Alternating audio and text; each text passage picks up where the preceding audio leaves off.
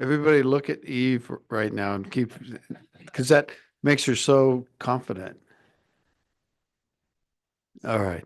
Thank you very much. We'll call the meeting back to order. And I have some bad news because my co-chairman, who said he would run the afternoon meeting, has bailed on me, and he says that I have to run the rest of the day since created such a wreck this morning. So I don't think that's very fair, and he'll have to run the whole day tomorrow.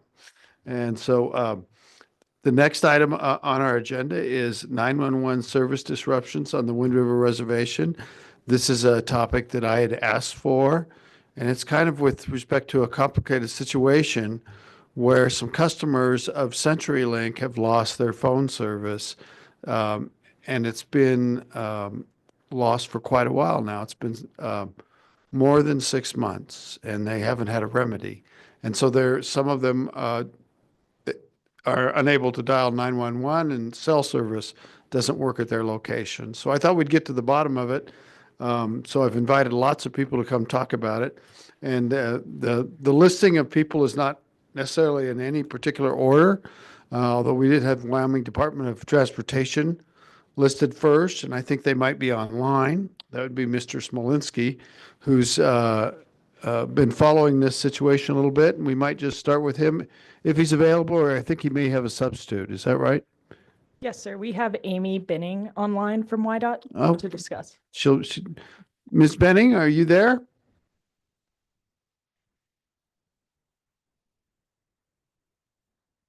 Good afternoon, Chairman Koo. Good afternoon. Thank you very much for being online with us today. And we know you don't have any answers, but YDOT is aware of this situation. Is that correct? That is correct. We were made aware of the situation during the interim legislative topics. January 20th, also during the legislative meetings when we were watching and you had brought the situation forward. And so as far as I know, the Wyoming Department of Transportation and the 911 office doesn't have any more information about the situation. Is that correct? That is correct, Chairman. Okay, so we'll just hang in there. Maybe you'll learn today with all of us. So the next group on our list is Lumen. They're the parent company of CenturyLink, and we have someone here from them. Yes, sir. Welcome. Tell us what you know. And introduce yourself, please. I know a few things. All right. Thank you, members of the committee. My name is Tim Kunkelman. I am a Regulatory Director and Government Affairs Director for Lumen, also known as CenturyLink. And on January 6th of this year, we had a couple of cuts to the network done by a competitive provider. And that knocked out about 15 customers of ours. Thankfully, this did not impact the 911 system itself. This was just end user services that were taken down, voice customer services. I've been working with the provider who was responsible for this, in a couple of actually good things have come result of it.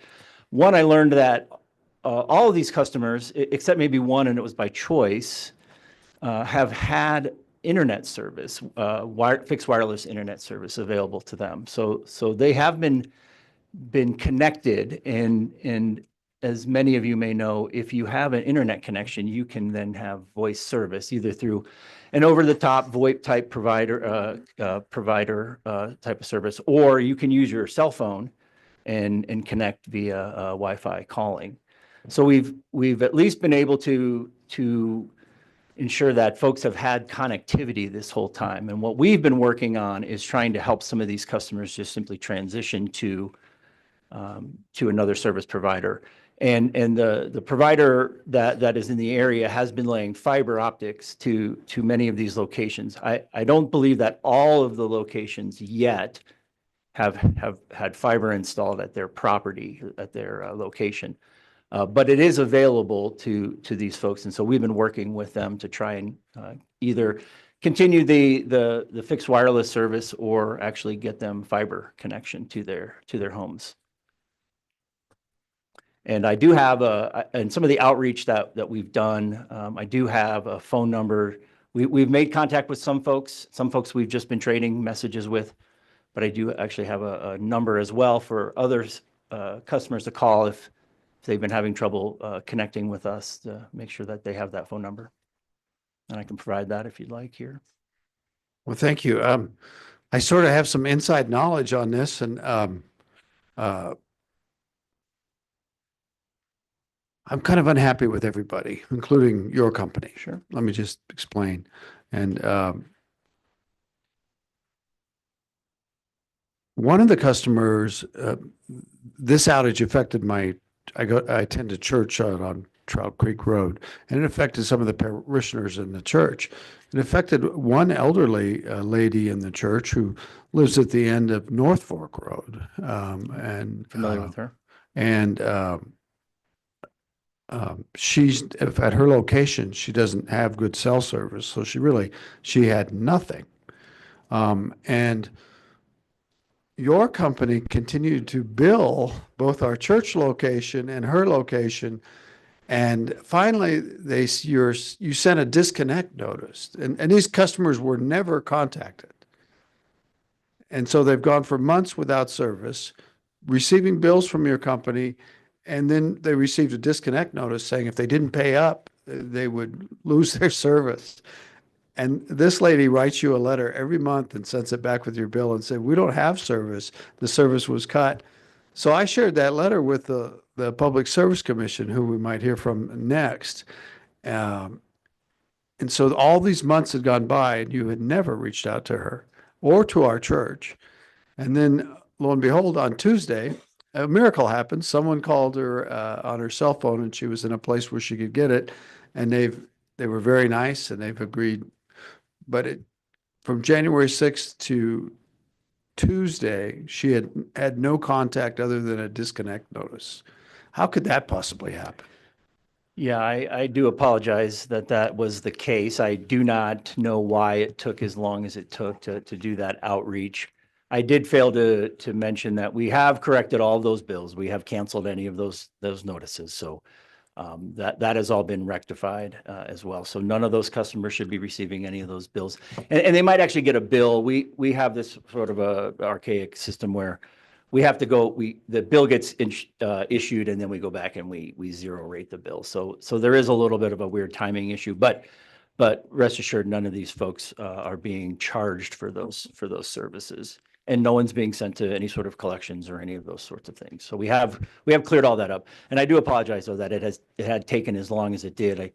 We were hoping that we could do some repairs, and we just had some process issues with getting approval. Should we go forward? Should we not? We talked with the other provider. They could provide service. They had been providing service, and including to this particular person as well.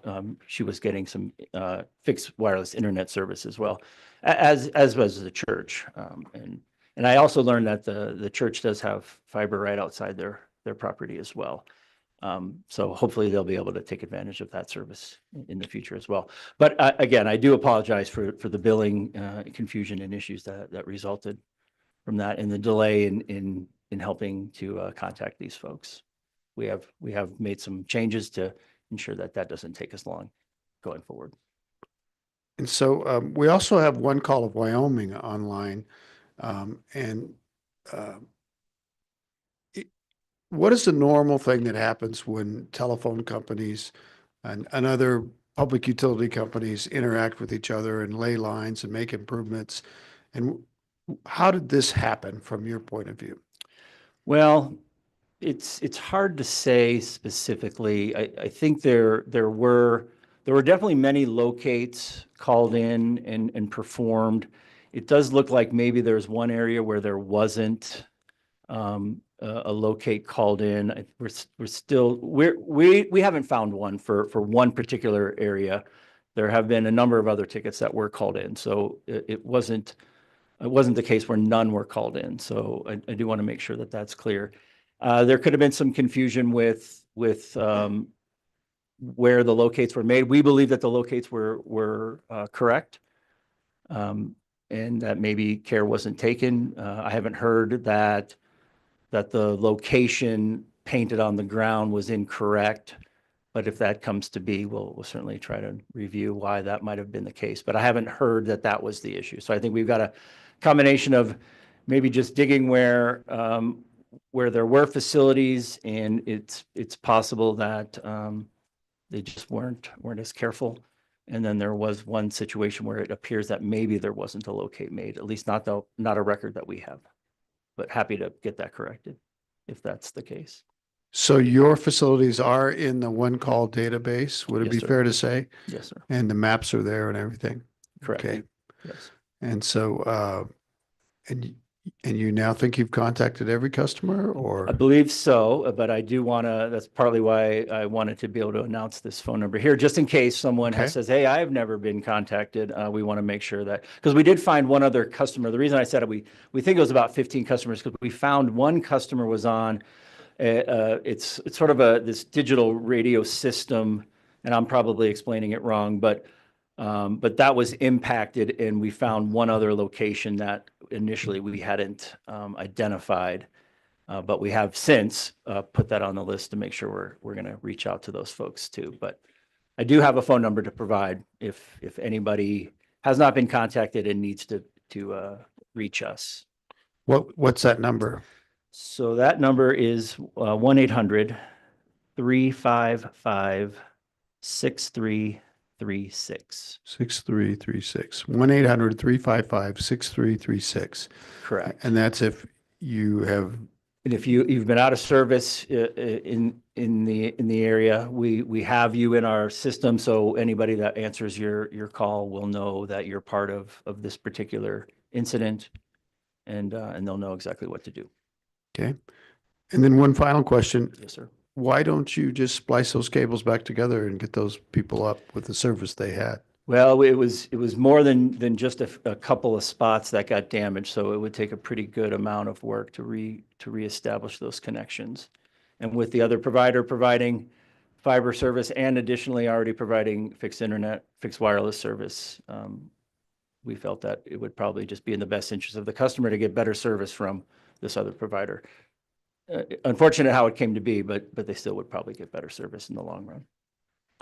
And that's because your facilities were very old? They're copper facilities, so Uh-huh. I don't know the age of them necessarily, but they certainly won't have the bandwidth and capabilities that a fiber optic network would. All right. Well, thank you very much. Any questions for Mr. Kunkelman? Thank you very much. You're very welcome. Stay close, though. Can we hear from the Public Service Commission?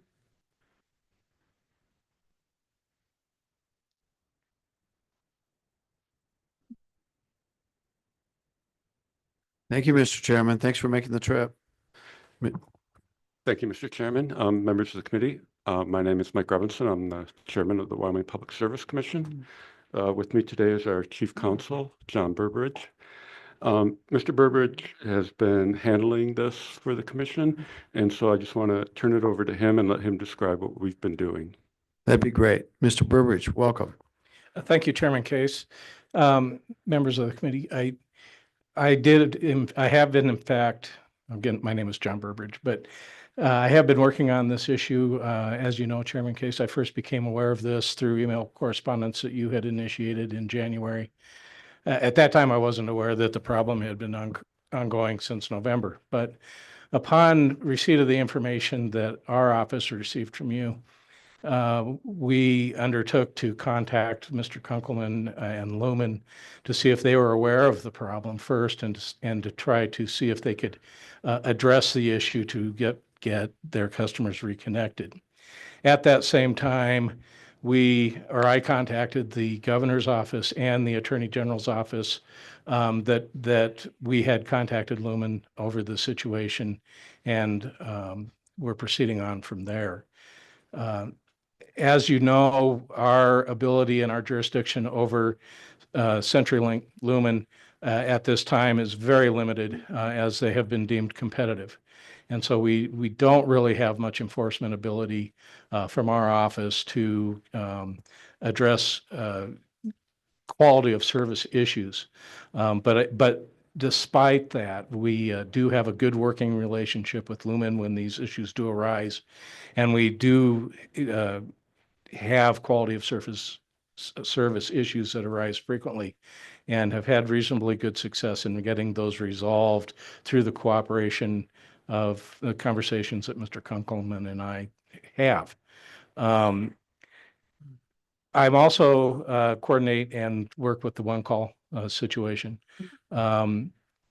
which is one of the reasons why I contacted the Attorney General's office. We did not know if we would receive any complaint tickets through one call. I would state that we have not received any, and so we have not made any referrals for one call enforcement as a result of that. And so we haven't been able to address it from that avenue. If we were, that wouldn't necessarily address the quality of service issues or force any reconnection. That is simply an enforcement mechanism that presumably puts people into compliance with penalties. And we have come quite a ways in the last couple of years of progressing with the one call program, and are collecting and enforcing penalties on both operators, which would be the utilities and the phone companies and excavators. And so this particular matter has not gone down that path. I would note throughout the course of this situation, I have periodically reached out to Mr. Kunkelman and Lumen to see what the progress is and get updates as we go along, and hopefully did, in fact, through the latest correspondence from you, Mr. Chairman, regarding the delinquencies notices and disconnect notices, hopefully have that resolved, and Mr. Kunkelman has explained that situation. So with that, I would stand for any questions. Okay. Any questions for Mr. Burbridge? Is this a normal thing, Mr. Burbridge? Have you ever heard of this before, where one utility hurts another utility's facilities and there's kind of this confusion and long time resolution issues? This one is a little unique. There have been complications that we don't normally have, although it is normal to the degree as far as it relates to one call, that if we don't have sufficient evidence to enforce the one call statutes, those cases do not get referred to the Attorney General's office for enforcement, because they will not enforce, and rightfully so, they will not enforce unless there's sufficient evidence for them to be able to proceed to district court, because that's where those penalties would be enforced. And so in that regard, we do get complaint tickets where there just isn't sufficient evidence, or we get complaint tickets where we may not have jurisdiction. Municipalities, for instance, are not under one call. So there are, and road right-of-ways are exempt. So there are situations where we do have hits. I would note that it seems that we were getting, in the push to expand the broadband and the fiber around the state, it has increased the number of hits. We do address violations for operators that fail to locate in a timely manner. We also enforce where excavators do not request locates when we get those complaints. So unfortunately, this sort of situation, particularly with the broadband expansion, is becoming more normal than we would like to see. Understand. So as of yet, you haven't received anything from one call? I think we're going to hear from them next if they're available. Ms. Warren, is she online? Okay. My assumption is, and this is an assumption, Mr. Chairman, is that they may not have received any complaints over the specific situation that we're discussing today with the hits by the third-party boring company on the Lumen lines. And so we have not then, once they get those complaints, they forward them on to our office for review, whereas if we find that there's an enforceable violation, we would forward it on to the Attorney General's office for their final determination as to whether or not they had enough to enforce it themselves in court. Okay. Who would make the complaint, Mr. Burbridge? Typically. Typically, we get, most of the time, our complaints either come from excavators that file complaints against operators, utilities, or anybody else that's subject to one call to locate their facilities. If those locates aren't timely done or mislocated, grossly mislocated.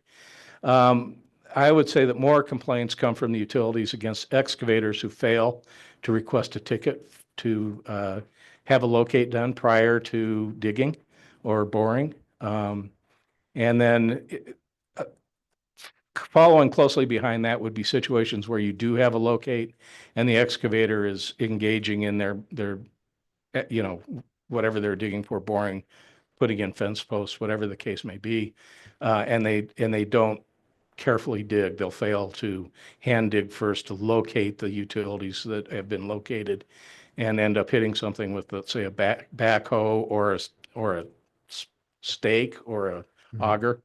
And so we have a lot of, I call it careless digging violations that we enforce. Okay. Any questions? I think you're off the hook for now. Stay close. We'll hear from one call. Okay, thank you, Mr. Chairman. Ms. Warren, are you available? I am here.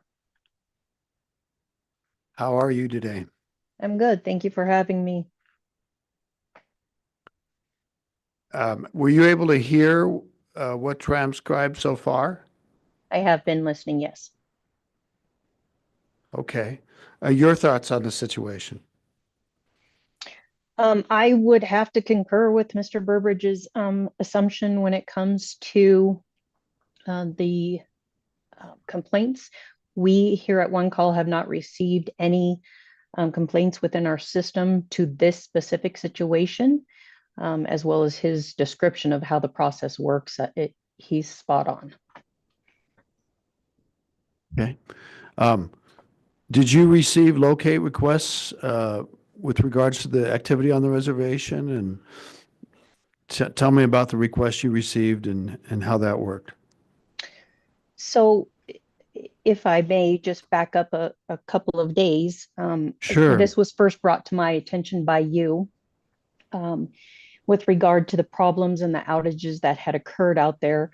With some research and some digging that I have done, no pun intended, when it comes to digging. Careful where you dig. I know, right? I did find that the majority of the excavation requests that came in through our system was through one of the local competitors, as Lumen had stated earlier. And there are several excavation requests in the system from them. Do they cover the areas for these 15 or so customers that are impacted by it? I can't say that specific without addresses. What I can say is that the entity or the utility that was putting in these new facilities, we do not have a complete updated facility map from them. So does that impact the current customers that are out because of the cuts? I can't speak to. But what I can say is if digging is going to go on out there, we need to get those facilities up to date, registered in the system so notifications can go out to them as well, so that there aren't future outages to this magnitude for any of the customers or the facilities out there. And Ms. Warren, you might take this opportunity to educate us all about the importance of getting utility locates and location services, both in terms of human safety, but service continuation. And this is just your chance to tell us a little bit about One Call. You're welcome to go right ahead. Thank you. As you stated, One Call of Wyoming exists so that we are simply the vehicle that communicates between all registered underground utilities and the excavators who intend to dig around those utilities. So by notifying, putting in a ticket in the system as an excavator, that sends it out to those affected utilities so that they know someone is going to be working around those utilities and excavation going on, so that they can respond appropriately, saying, here's the marks, or we have a conflict, whatever be it. While I did jest with you in email that, cutting a fiber or a copper telephone line is not going to take a life, certainly gas, electricity, those utilities that are in the ground and digging without locates, those can and have taken lives in Wyoming. So it is imperative, not just because it's the law, but because it saves lives, to do your notifications. Thank you, Ms. Warren. That was well done. And Thank you. and you also locate other facilities besides utilities, things like pipelines, oil and gas facilities, if you know of them, not just necessarily utilities. Is that correct? That is correct. All registered assets with us, so oil, gas. We have many irrigation districts. There are some there within the Wind River who are registered with us. There's many underground utilities registered with us, and not just communications or TV, things like that. So yes, you are correct. Thank you very much. Any questions for Ms. Warren? Yeah, Representative Ottman has a question. Thank you, Mr. Chairman, and I apologize if I just missed this, but you're saying register utilities. Is it required that everybody register, or are there people out there that aren't registered that wouldn't be notified or that would notify? Ms. Warren, back to you. I think So I think Ms. Warren, you mean people that register with you, right? That is correct. Underground facilities. So anyone who has communications or TV or oil or pipelines, those facilities in the ground. Water. I'm going to water, sewer, correct. All of those utilities, those facilities register with us so that we can send out that notification to them when an excavator says they're going to be digging around or near those registered assets. When I say registered, that means that they've given us their mapping. They belong to One Call. We are a nonprofit organization, and we are strictly funded from our membership, which is the facilities in Wyoming. Thank you, Ms. Warren. Any other questions for Ms. Warren? Did that help, Representative Ottman? Chairman Posey's got a question. Thank you, Mr. Chairman. I got a question for the lady on the line and the gentleman from the Wyoming Public Commission. If they're, say, trenching on the reservation, there's a process that goes through the BA for right-of-ways, and that takes a long time, whether it's tribal ground or individual tribal ground. How quick has that process been happening? I know it just for a 17-mile road, for example, that took years.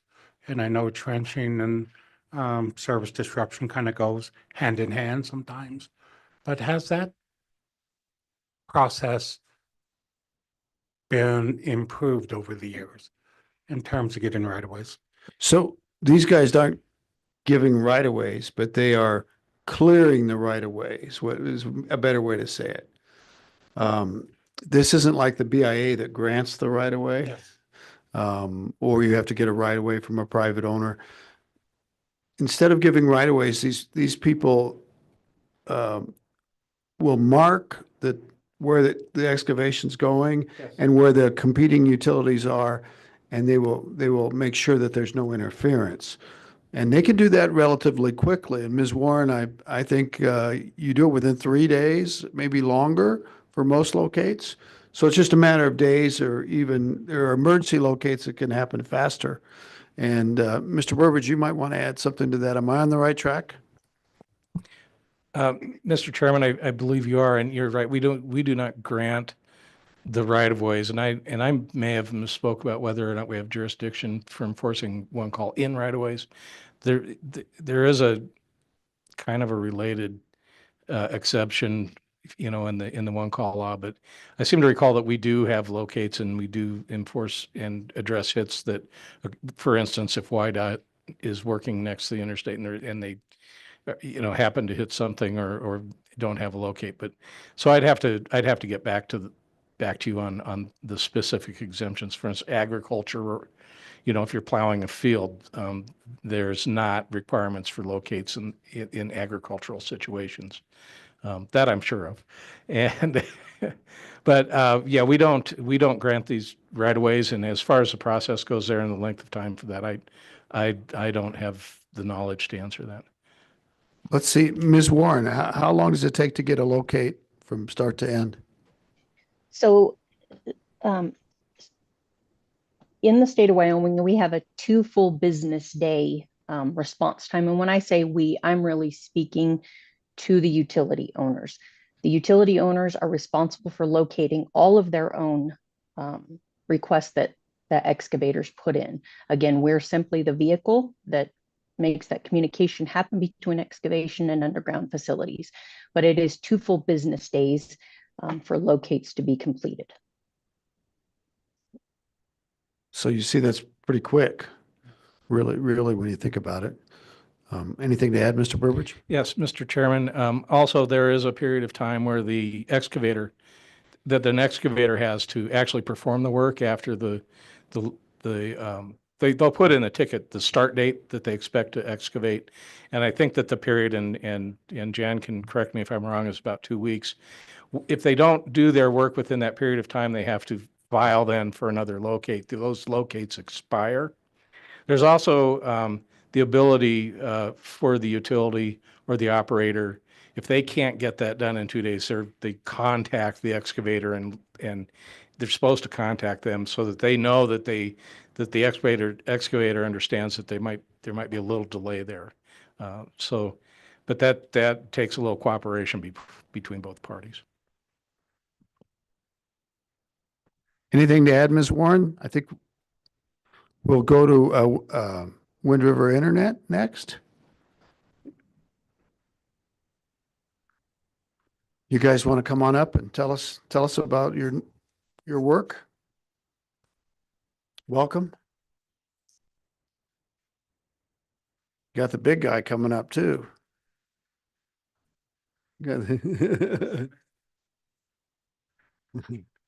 Who wants to start? How's it? What kind of happened and what's going on and how are we doing? Yeah. You want to go first, Mike? Yeah, don't really know how to start this, but I guess we'll start from the beginning. You just tell us your name to start with. My name is Mike Lawson. Hi, Mike Lawson, Mr. Lawson. Good to see you. Time or two before. Yes, sir. Ivan and I was on the business council together at one time. Wow. That's where things kind of start from, Yeah. when we were on there. The trouble started with there. That's right. But at that time, it was US West here on the reservation, Yeah. and now CenturyLink. But we were trying to figure out why we couldn't get decent communication system on our reservation. Mhm. And one of the reasons for that was because we looked at the state's test scores. Our schools within the boundaries of the reservation always seemed to be lower than the ones outside. So we tried to figure out why that was happening. So we had a feasibility study or an analysis done on our telecommunications system within the boundaries of the reservation. It took those guys about 3 to 6 months to finish that analysis. They came back to us and showed us what CenturyLink or US West, what their facilities looked like on the reservation. Looked at the dates that were installed and everything. Within the boundaries of the reservation, we were 25 to 30 years behind anybody else outside the reservation. So we got to thinking about that and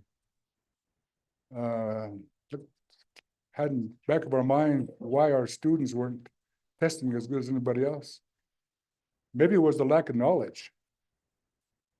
So we got together and decided maybe we should develop our own telecommunications company. Start providing a good telecommunications service. And the knowledge base comes from the internet. That's what we kind of figured, everybody else had. We didn't really have a good internet service here. So we started with just an idea that we should develop a good telecommunication service. Then we had to start hiring some expertise. And the Arapaho tribe formed this company called Northern Arapaho Tribal Industries. And we became an 8A company doing government contracting and stuff like that. But as we were doing that, we always kind of focused on trying to develop a good telecommunications service for our people on the reservation here. And so we got started, well, let's go ahead and do a telecommunications company. And we hired Mr. Lawson over here because we knew he had some expertise in technology type stuff, and that he would keep up on all the new technology that came out as we built. How'd you know of him? Well, this man here graduated from high school and college at the same time There you go. with IT knowledge base. So we thought maybe we should bring him on and get him to help us out a little bit. And we've done that, and we started out with wireless. Wireless technology was pretty fascinating and still is today. But Adam knew all about that stuff, and he would keep us informed of all the new technology coming out. But we brought on some telecom people as well. They were knowledgeable in fiber optics and wireless. They convinced us that fiber optics was probably the best piece of equipment that we could install on the reservation. That would last forever, 50 to 100 years maybe, because just a wire light signal. And that technology started to grow pretty fast. So we spent a lot of money paying for contractors, professional people, get us started. But during that time, I always explained to our contractors that we wanted to do it sometime, do it ourselves. And so that when they hired our people, we wanted the contractors to train our people in everything that they were doing. And they all agreed that that's what they would do. So after about 2 years, maybe close to 3 years, it came to us that we had the expertise now that we could do all this stuff ourselves. And that's what we're doing today. We have to call in a professional group every now and again to get us some advice, but we're doing all the construction, infrastructure, and everything ourselves. And we're following to the T all the communication rules and regulations that come out with the funding that we receive. And if we don't, we get penalized for not doing that. So we follow all that stuff to the T. When we have to trench someplace, to dig someplace, or pothole someplace, we call that 811 number and call for them locates every time. When we do that, 811 people get our addresses or shape files. It all goes with that call. So there's no reason why they shouldn't have our records with them. Some of the times that we call for locates, like there's one here that Adam just showed me, we called October 4th. They didn't finalize our locates until October 29th. And we were sitting there. We can't just sit there and not get something done.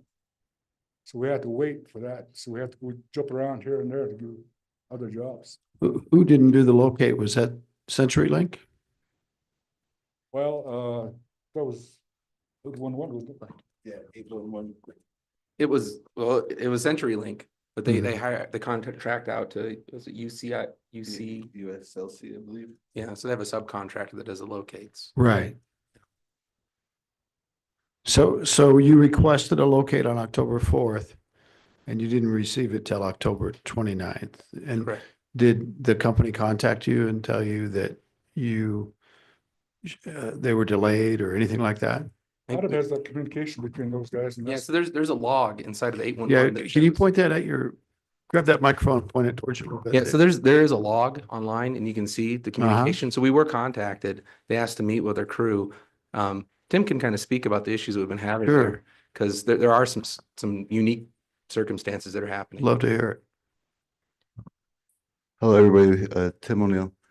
But yeah, what's going on with 811 and Lumen and USLC is that when we're calling a locate, like you said, it took a month on South Fork Road. And the guy just kept putting it off, putting it off. And most recently, we called one last week. It was the same excuse as what happened last time. He said Taro checked him for a work license and I see. he don't have a work license. And I figure your work license would be good for a year. And he just told me yesterday that it was bad again. So maybe he's not wanting to locate or coming up with an excuse, but yeah, that's what his last excuse last week. And when that happened, that was his excuse last time too, was Terrell stopped by and did a license check on him. Mhm. Keep going, and we're learning. But yeah, with what we got going there is just a lot of that happens. I mean, the gas guys, they'll come out and almost an hour after calling, they already got it located and their side of the ticket cleared. Mhm. And most of the time we're waiting more than 48 hours for Lumen USLC to clear the ticket. USLC, that's the locate company. Yeah, from yeah. Casper, right? Yeah, Lumen, they USLC. contract to Yeah. USLC, then USLC is the one that does the locate tickets. Ms. Warren, are you taking all this in? Yes, I sure am. I know she. I appreciate it. Appreciate you hanging with us. So I'd Yes. like to kind of Adam, yeah. give a little bit of background on what's the situation that we're kind of in. Okay. We explained earlier that CenturyLink is no longer the ILAC, they're the CLAC. Well, Mhm. we're the ILAC. We have to provide these services now. And so we're in the process of upgrading everybody from copper to fiber optic. Mhm. So we have to get this done, and we have build out requirements. Like right now, we have to build out. We've passed 1,000 homes with fiber optic service. By the end of the year, we have to have another 1,000 homes with fiber optic service, and the support that we receive for that gets suspended if we fall behind. And we're actually, we're having issues now because of these locates. It's really making us fall behind on our work, and we absolutely do everything we can not to hit anybody else's facilities. That's the last thing we want to do. Mhm. We were notified. I was just on a call last week with the Public Service Commission. They were talking about the 911 service and copper lines. Uh-huh. When there's a hit, nobody gets notified. You don't know because there's nothing monitoring those copper lines until somebody picks up a phone and doesn't have a dial tone. Right. And then they eventually get to some other phone somewhere else to call somebody because they don't have a phone. Right. Exactly. So they keep talking about this hit that happened in January. We weren't digging past the end of the year. Right. It was earlier than that. So yeah, so I don't know exactly when that actually happened. I think it was like what, middle of December maybe? If it was It might us, have even been in November because I would kind of remember. with Yeah, November. You're working out Trout Creek Road. Yeah, in November, that was when we met with the church trying to get permission to clear. Yeah, you came to our meeting. Yeah. We still haven't heard back on that either. So it was earlier than January, which also means that these people have been without service since earlier than January. So the other issue is we don't know these people that don't have service. Right. We are the person that's supposed to be providing that service. We can provide that service. We can do it now currently with wireless. Mhm. We can port the phone number. We can put in a device. We can give them a Wi-Fi phone. Right now we have it set up so that anybody that got a notification that they don't have service anymore, we'll do it for free. We'll just go out there. We'll give them the phone. All they have to do is just pay the monthly service, which is about half what they're currently paying. Mhm. So that's how we have it set up. We just don't know how to contact everybody. We don't know who they are or if they're complaining. So that's what we need to make sure these people have access to dial 911.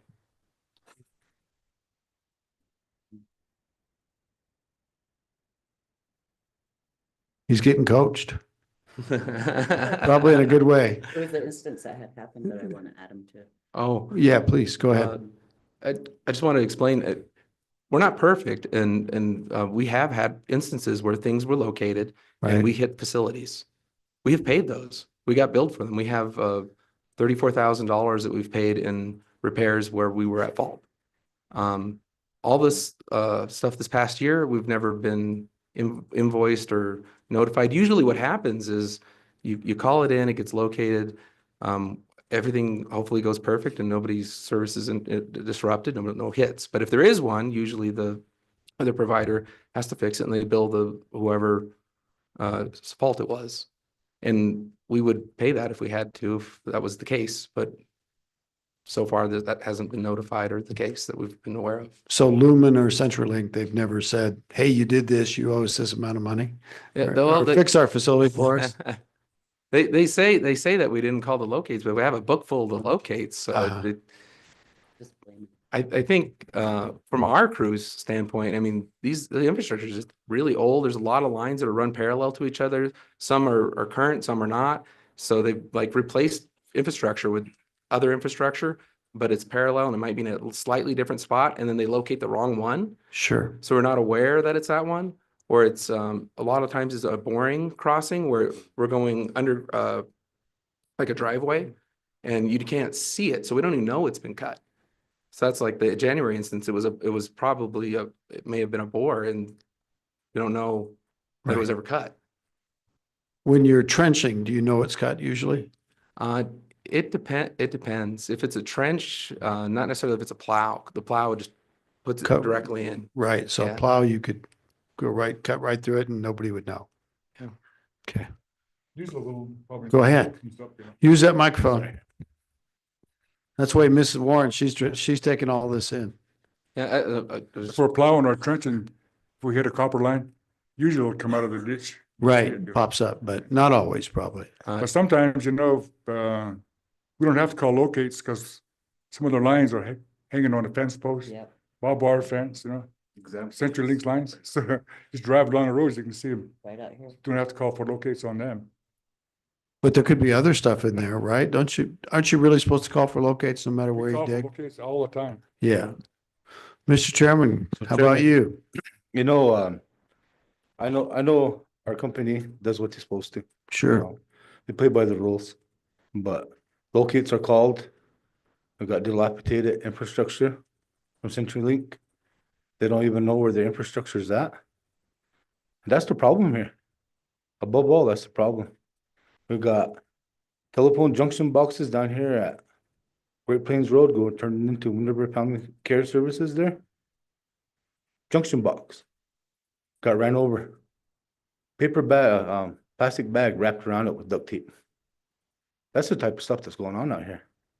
But yet we're the bad people, We're trying to provide our people a service, And from the beginning till now, a picture was already painted. But we follow the rules. We do what we're supposed to.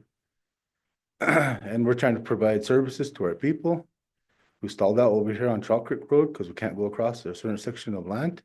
Those are problems that are going on. And we've been doing our due diligence, the due process on all this, And we got all these players out here. At the end of the day, this is trust land. That's what a lot of people don't forget about, Trust land. This is our land. But we still follow the rules. We do what we're supposed to be doing. But yet, how do we hold these other people accountable? For not doing their job, Those are the questions that I have for them, But yet, a picture was already painted bad for our Winterberg internet here. But yet, look at that logbook right there. That tells the story right there. We're doing our part, So basically, what the 811 and all the locates, a whole month. Who's at fault there? It ain't us. Well, it's kind of hard to figure it out from my point of view when you got, you could have 100 locates and you didn't do 2, and it's the 2 you didn't do. They're not in the book, but I don't know if that's true or not. I'm not saying it's true. So we have 100 locates. We hit on 2. We take responsibility for it. Mhm. We'll fix it. And there was times where CenturyLink said, hey, we'll go fix it. They said, that line's too old. Don't even mess with it no more. Yeah, this is the problem, is that some people have not had any service, not at all. And I don't know how to fix that, but I'm talking for those people. So for those people, you know, how hard is it for CenturyLink to call over to these people and say, hey, we're gonna share some information. These are the people that are without service, and we could provide it to them free of charge. It's not that hard. Maybe I don't know how hard it is. How about you, ma'am? Go ahead. I'll let Adam speak and then I'll speak. Okay. On a lighter, on a note, CenturyLink has been contacting us to let Yeah. us know of addresses that were affected and to see if we could get service to those people. Okay. So we do have a solution. All And we right. are working on it and it has been fixed. We're down to, I don't know if we're down to anybody now that really can't get service if they don't, unless they just don't want it. So it's just a matter of contacting these people. Well, I know for a fact that at least one person didn't know of any options until CenturyLink called her on Tuesday. And this is 6 months after all this happened. And in that period, she was getting a bill saying, you know, pay up, this is your third notice. But and so she did not know. And she's an elderly person, but she's smart. She's bright. And so, and I also know that I know the mail that we get at our church, which is also affected. And it's the same disconnect notice. And so they honestly didn't know. So can we get them signed up? It's important. And wireline is kind of important. You know, 911 is pretty essential. And in some places at the end of these lines, cell service doesn't work. I don't think the fixed internet always works as well as you'd think it should. I'm just trying to get them helped. So it sounds like we got a solution. And Mr. Conkelman, are you capable of sharing the people that have outages with Wind River Internets? Okay.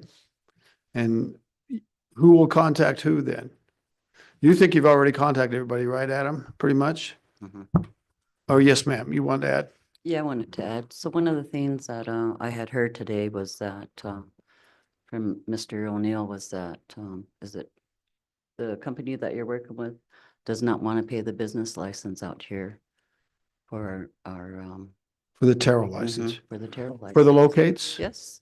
And so if you're going to do business out here, that's something that you have to do. And they should know that by now if they're going to be working out here. So for them to have that excuse that they don't have the business license, they have to have that business license in order to do business out here. So if they don't have a business license, then they will be getting a fine by Terra. And that fine isn't light, that's a heavy fine. So all the companies that do come out here are required to register with Terra. And so that's some of the problem right there. If they refuse to register with Terra, how are we going to have that communication? And how do we know that they're even out here? Another thing, CenturyLink has had this contract with the BIA for years and years and years, unbeknownst to the councils. And so for me, where I live in Ethity, that's why I do not have a landline anymore, because I didn't think it was feasible enough for people in Ethity to even have landlines. That's one of the reasons why the council decided to move ahead with NATI, with the infrastructure for internet. We went down to legislative session, I believe it was 2018, 2019, 2020. And we provided the 500 miles of internet that we'll be laying out here on the Wind River Indian Reservation. I believe you were at that session at that time. My name is Kim Whiteman Harjo, and I'm the co-chair for Northern Rampo Tribe.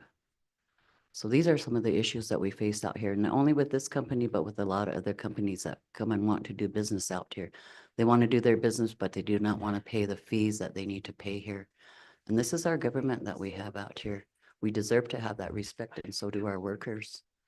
What I've been hearing, and we were at a meeting before this meeting, our Northern Rampo Tribal Industries has done everything that they could to make this happen and to make it work for other people. We don't want anybody to die out here.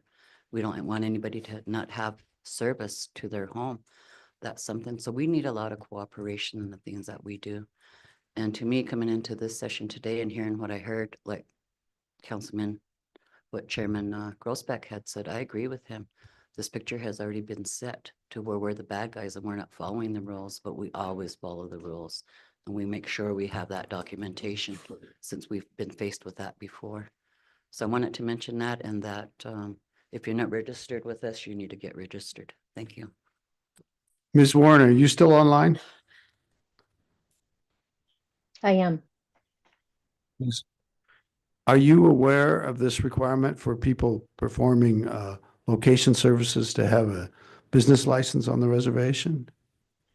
While that's not part of um, our responsibility as the Right. 811 service, I believe Uh-huh. it's Tim O'Neill who was speaking earlier about the locate company that Lumen uses. It's USIC. And they are a third-party locate Yep. company that many of the utilities, it would be something that they're probably speaking to, that they're requiring them, being USIC, to obtain.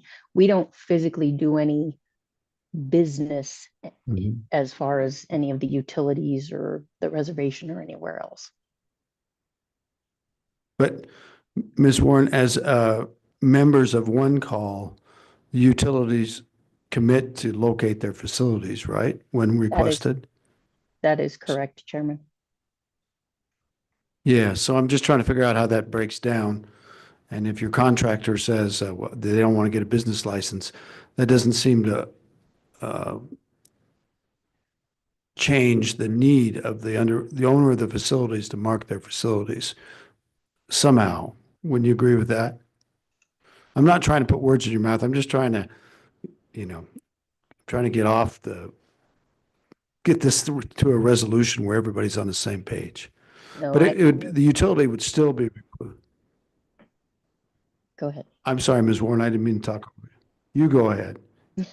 No, I was just going to say, I wholeheartly agree with you. It's sort of like I shared with you Yeah. my previous life being a construction foreman for one of the large telcos. If I have to Right. place a facility in a right of way, I have to go get that facility or that right of way owner's permission. And if people are wanting to do business on the reservation, i.e. Lumen, i.e. USIC, those folks need to adhere to those business rules, and WRI, the reservation natty, all of them need to hold those folks accountable to that.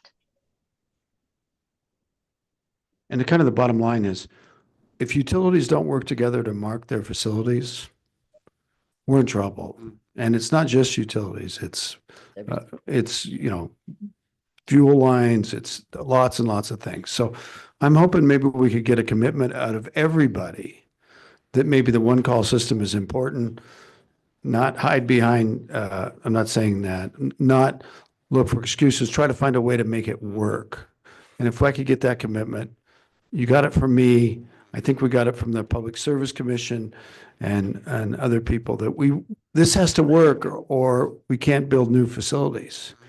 So I think I'm getting it from you. I'm seeing your heads nod and I'm with you on this.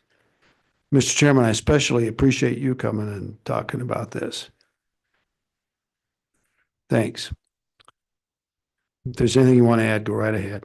So Chairman, you do have our commitment to this, to making sure that this happens because, ultimately these people that are without service are members of our Shoshone and Arapaho tribes, And my constituents too. That's Yeah. right. So we need to make sure everybody is taken care of out here. Okay. So we're going to do better, everybody, Yeah. including you, Mr. Conkelman. And I appreciate everybody coming on this issue. Any further things from the committee on this? I hope we got some resolution. I think we do. Appreciate all of you very much. There was a comment about right of ways. Yes, sir. When the state highway department and county transferred the highways to the tribes, what we done, like what the state does, is we got a license to utilize the road right of ways to lay our fiber. And through all these roads that are here on the reservation, that should be kind of similar to the state license agreements. Is that correct? That's a tricky question. And so I used to do right of ways. And so the railroads thought they had a right of way that they could share their right of way with like a fiber optic company. And all the Union Pacific had to say was MCI, come right on in. Well, then the underlying landowner who had given the right of way to the railroad said, whoa, whoa, railroad, we didn't give you the right of way to give part of it to someone else. We only gave it for a railroad. And if MCI wants to put their lines in, they got to come talk to us. And that was a big court case that involved right-of-ways and railroads. And it's technically, it's called, is the right-of-way perfected for other uses besides the one that the permittee has? And it's not always clear. Sometimes yes, sometimes no. And I know YDOT has a position on it, but it's not always clear.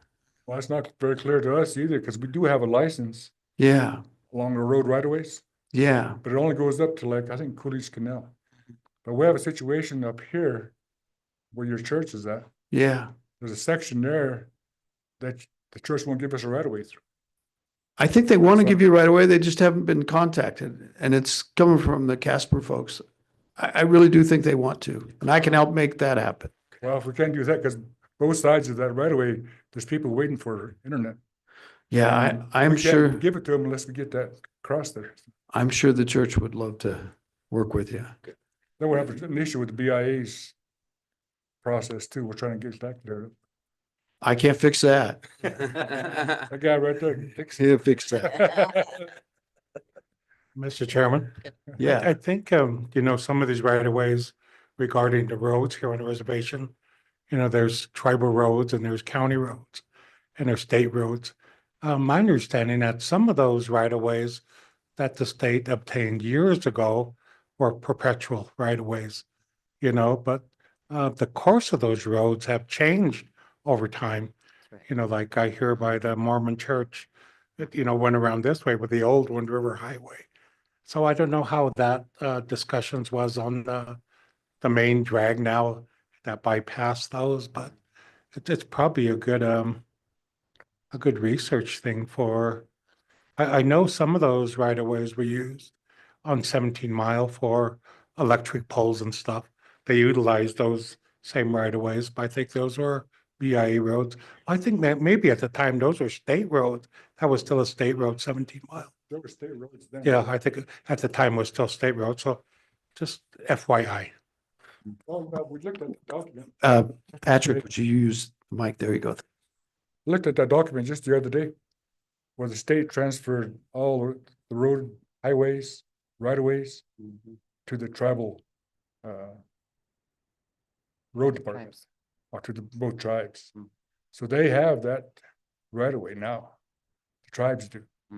That's how we got our license in the first place back in 2012, 2015, something in that area. So we have a master, what they call a master license, to utilize the roads right of way to place our fiber. It's not a right of way, it's just a license to use it. So we get away from that word right of way. You just call it a license to use their right of way. That was an issue with the BIA, because they don't want people to piggyback on their right of ways. But their own solicitors told them, if it's a tribal entity, you can't stop it from doing that.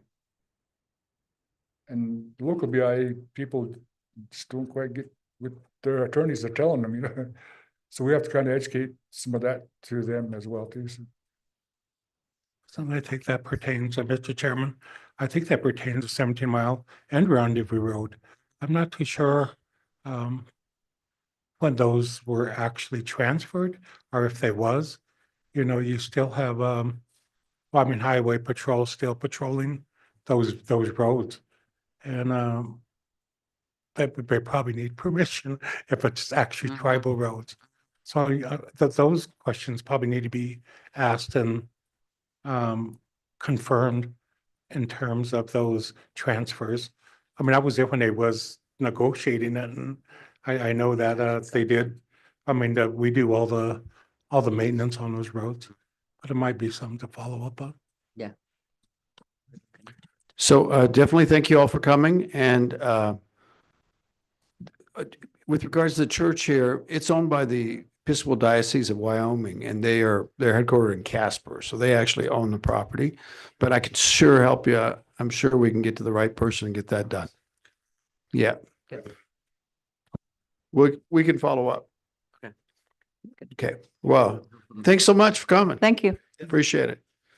I can see the Public Service Commission is racing out the door. But you can see how important utilities are to development, economic development, and it's just fundamental to people. So there. Okay, Lumen's running out the door too. I don't know if I want to let him. Do you want any last word, Mr. Kunkelman? Think you got out of a sticky situation, sir. All right.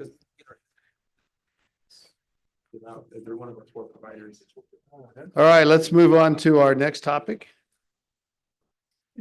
Yeah. Thank you.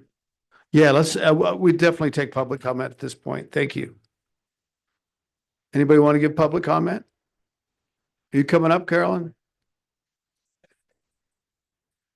You're leaving too, abandoning me. Anything online? Okay, let's have juvenile justice update and discussion. We've asked for family services departments and the tribal court. Let's come on up and talk about juvenile justice update and discussion. There's plenty of chairs. We can do it. And see, Ms. Neely's here. She always has a good story to tell. It's got to be easier than right away. We got lots of room at the table. Who wants to start us off?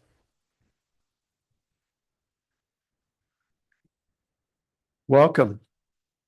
Good afternoon, Chairman, Co-Chairman, members of the body, those joining with us remotely, Semper Fi Marine, if you're still on. I'm filling in for our director for NADFS. I won't bore you with the numbers, but I will give you the report afterwards. So I'm just going to try to. Can you give us your name first to start off? Lloyd Goggles, I'm sorry. Yeah, I know. Thank you, Lloyd. And I'm a member of the Northern Idaho Business Council. I have a breakdown of the state, the fiscal year 20 through 24, with the numbers for we have there's the APS, the CPS, and then the juvenile justice. They all vary throughout the year. So I'll start with the 2020, then I won't bore you with any other. I'll just give you the report. Okay, Ms. Goggles. For the 2020, the total for that year was 259. For the year 2021, that's 214. Those are caseloads? Yes. Okay. And then they all, you'll see with the report, like we have the variances here, they're color coded. So for 2022, it's 266. For 2023, it's 240, and we have an uptick in 2024 with 306, with the average of those for the APS would be 21.4, CPS would be 178.8, and juvenile justice would be 56.8. And with the total being 257. Would you mind saying what CPS is? Child Protective Services. Yes. But, yep. For the record. Yeah, we're not very good at acronyms. Yeah, and that's why I was going to give you the breakdown you of that. Yeah, there's adult breakdown. There's the APS, which would stand for the Adult Protection Services. Correct. CPS is relayed juvenile justice, and it's a pretty easy report to read that I got from Miss Neely. And like I said, there are a lot of numbers that correlate as you follow through, as well as some, and then it goes into a little bit more in depth as far as the placements, which are various, as you can see here. So that's why I'll give you the lady and the gentleman in the room the report. But that's all I have. If I can field a question after the ladies in the room are. Well, just tell us how it's going, everybody. Well, right now on our side, on the RAPO side, we're going through some restructuring in that department, which always seems to be the chairman. it really is a tough job. There is a lot of multiple agencies, a lot of moving parts as a lot of children, a lot of placements, and then those efforts also they coincide with the current the revision of the not only the prosecutor's office but as well as the tribal court. We're trying to bring things up to speed, trying to get everybody on the same page, which they have to be for the benefit of the children and the families involved, and try to help them. The overall goal is to get them back together. Families together. Yes, that's the biggest thing. And throughout my career being in various aspects of law enforcement, I've been fortunate to follow this the program on both sides along. And it's once we seem like we get underway, then there's an implosion of some sort, but we always kind of come back to ground zero and start again. But we want to be able to bring it up and have that continuum of the goodness and reunification. Yeah. To go. And just by way of background for the committee, because I think probably nobody knows it but you and me, is that the state of Wyoming contracts with the services, Department of Family Services for each tribe, and pays them a contract amount at which they use to administer their services. At one time, the state provided the services directly, and it was not a very successful situation. And there was many differences in reaching people, cultural differences. There were just a lot of things. So for a number of years now, each tribal government has had their own Department of Family Services to work with the State Department of Family Services, and Ms. Neely there in the middle, she's the one waving, there she is, helps to administer out of the Lander office. So that's kind of the big picture, and we've come to the realization that it was better not to have state government DFS workers on the reservation doing some of these services. It just wasn't very successful. Would that be fair? And so now we have this contract arrangement. It's had up and downs with the contract. We all, but I think it's in a better place now. Mr. Goggles, I'd turn it back to you if you agree. I do, Chairman, and thank you. Yeah, thank you. So shall we hear from any other people? What else you got to say? Ms. Neely, come on, say something. Thank you, Mr. Chairman. Hello, committee. My name is Jennifer Neely. I work for the Department of Family Services for the state of Wyoming, and I also serve as the tribal liaison. It's been such an honor and privilege to have the partnership that we do with the two separate business councils, and that is our relationship. And then the business councils make all decisions related to programming and services. So we're happy to be a part of that, provide technical assistance, training, any kind of infrastructure support that we're able to. And it's been a really, really good partnership. With that, Mr. Chairman, if I could surrender to Vernalyn Bering, the director from Eastern Shoshone DFS. Absolutely. I think she has some information she'd like to share. Absolutely. Thank you. I don't know. You got to pick one. Well, thank you, Chairman and members of the Select Committee. My name is Vernalyn Bering. I am the Director for the Eastern Shoshone Department of Family Services. I've been with the department, I want to say 13 years. I've been the director for the past 3 years.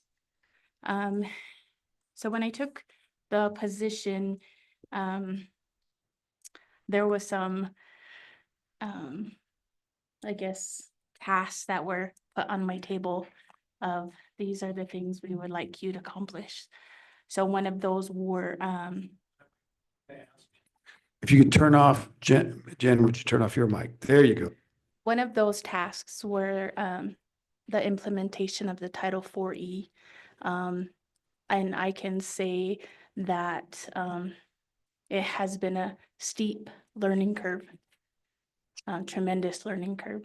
But I want to acknowledge some individuals because we have successfully implemented the contract. It is signed and we are ready to go forward officially. And can you tell us what 4E does? Federal 4E in our terms would be to enhance our safety net around children, besides reimbursement costs. But overall, enhancing our services in reference to safety of children, services of children, and the accountability of the program itself and the deliverables that we have, direct services to children, to families. So we would enhance those services through the 4E also. Not saying that we don't, but overall, it'll improve our services also, along with possibly hoping to make a little bit extra money. And 4E refers to a federal law, is that right? Federal. Yeah. Mhm. And we have signed that contract. It's done. Like it's taken me like 2 years. And I didn't think it could be done.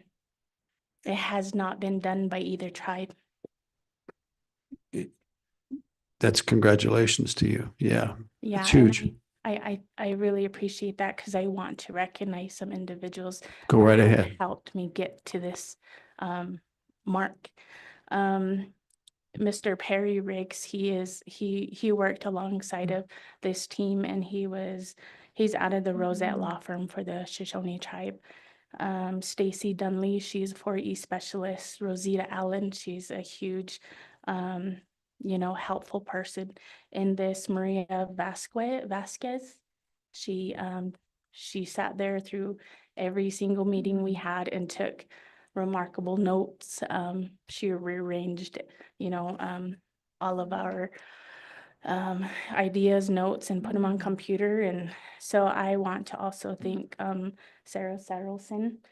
Jennifer Neely has a huge impact also. And then Rahel Manna, she started out at the beginning. She is no longer with the department, but I also want to recognize her for helping me to get this far. As we move forward, I do want to say that 4E will have a huge impact on juvenile services, and it will also enhance some of those deliverables, those direct services that we provide through juvenile services. Well, juvenile justice is what it's written down, but I refer to it as juvenile services. Eastern Shoshone DFS does have different umbrellas under Eastern Shoshone DFS. We have adult protective services, juvenile services, child protective services, ICWA.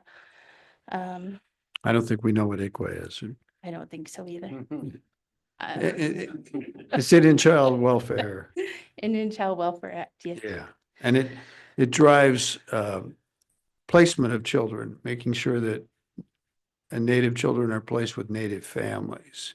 If there's an out-of-home placement, it probably does a lot more things than that. Yeah, it does a lot more. I mean, like if we have children outside of the state that are in another state's jurisdiction, we always want to see reunification with their families first.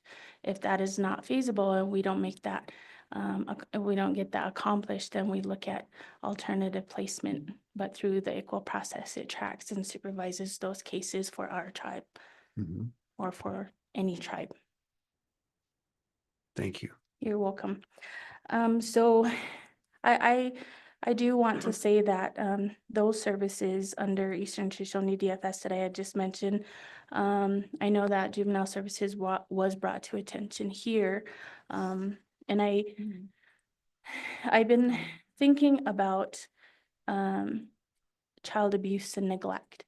And I've had another individual come forward asking me, what are your thoughts or ideas of how we can assist in child abuse or neglect. And I've been thinking about that for a while. And so I've had the task of, the 4E, and then being the founder of the Eastern Shoshone Children's Lodge, and then just being the director of the different programs, I've kind of been busy along with completing graduate school. And so one of my Congratulations. next goals is I would like to see a mentorship program. And I don't know how, or I don't know how that will happen. However, I have spoke with some individuals with the fish and game department.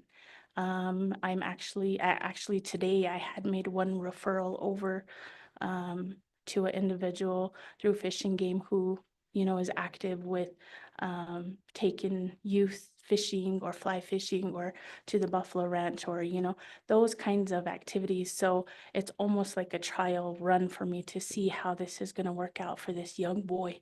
He doesn't have support. He doesn't have an individual that will take him fishing or, you know, to expose him to those kinds of positive activities. And so that is a huge goal of mine, is to see how a mentorship would work. And so through that, I'm thinking, well, they might be better at building a mentorship. I will be able to provide these referrals over. So that's how I sat with that. And that was my conclusion almost to that, and for a trial run.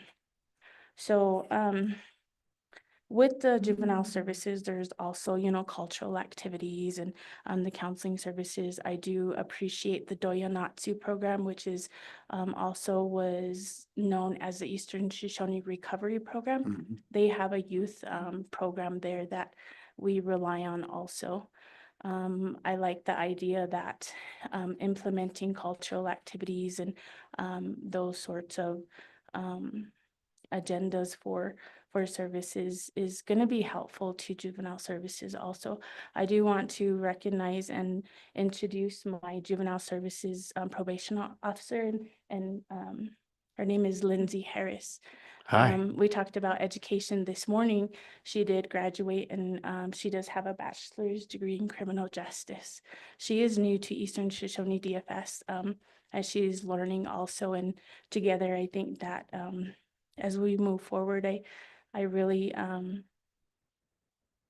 positive and hope that a mentorship program will exist on this reservation for our youth, because we do have adult entertainment by the casinos, or, you know, but we don't really have something specifically for the youth. I do appreciate that there's the Buffalo initiative, or the, you know, that facility is new and growing, and I appreciate that. But I think as we move forward, I really support the Fish and Game and how they're approaching different activities also. So that's something I look forward to. But overall, Eastern Shoshone DFS is doing really well. We're growing. I really appreciate the relationship with the state. Jennifer Neely and her team, and Sarah Sarelson. I don't have a lot of interaction with Corin Smith, but I have spoke with her a couple of times, and just the overall partnership. I don't think with one or the other, we would not have been able to make it this far with 4E. But I am ready to complete and get the rest of what is needed done. You know, I know there's going to be kinks and things that need to be ironed out later, but that will get accomplished. I know the courts is on board, and they understand, you know, the tasks that is required of our departments, and they're ready to assist and help along the way to make it successful. Thank you for that. And thank you for the introduction of Ms. Harris. Congratulations. Who else would like to speak on these topics? We've got people we need to have introduced. Good afternoon. I'm Hattie Calvert. I am the Assistant Director for Juvenile Services of Fremont County, formerly known as Youth Services. So we are the diversion level probation for the county, and we're the single point of entry for the county as well. So any misdemeanor citations that are issued in Fremont County come through our office. Then we do a basic intake on them, provide recommendations to the county attorney's office on how to handle those citations. Would you be the Chuck Kratz kind of person or not? Yeah, for Long time ago. long time ago, yes, Yeah. yeah. Well, yeah. So we operate, we have an office in Riverton that myself and we have another probation officer operate out of, and then we have a probation officer that runs out of our Lander office. So just, basic citation data, which you guys have been provided. We average about 400 citations plus a year that come through our office that we process. 2024 was a little down in those citation numbers for a variety of reasons. And we also operate a day reporting center. It's called the YO10 Day Reporting Center. People call it DRC. And that program is designed for court-involved juveniles who are either coming out of placement from like the Wyoming Boys School, Wyoming Girls School, any sort of residential treatment across the state. And then we also, so they report to us and they do their schoolwork. And then we also provide services to kids who are court involved who are at the risk of being expelled. So those numbers are with you as well. And since 2020, we've served all but 150 kids through our day reporting center. So those are kids who potentially could have been expelled. We serve every high school and middle school in the county. Our biggest referrals come out of RHS in Riverton. So the referrals come from the schools themselves? They come from the schools or the DFS offices. Uh-huh. And typically a kid is in trouble for what? A variety of reasons. Substances. Substances. Our biggest misdemeanor citations are substances in the county. We have a massive substance abuse problem. So it's alcohol plus other things? Mostly alcohol and marijuana. Uh-huh. Yep. We do see the occasional methamphetamine, but it is, and I would say our biggest is alcohol. We have a really big alcohol problem. The BACs, the blood alcohol contents that we see on our citations is alarming and concerning. Wow.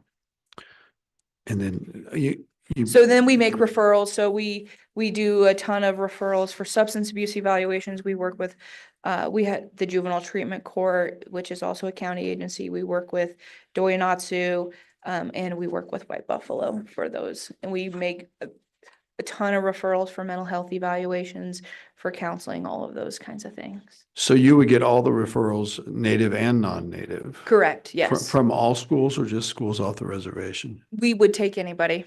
So and then you would decide where those referrals should go?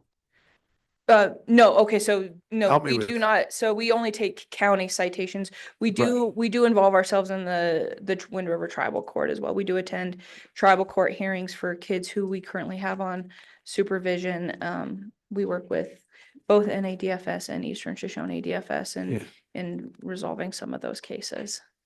And so committee, I think you can begin to understand it's a complicated jurisdictional issue between Native kids on the reservation going to school, Native kids off the reservation going to school where the citations occur and how and where, and other kids too. So help us to understand these jurisdictional issues kind of.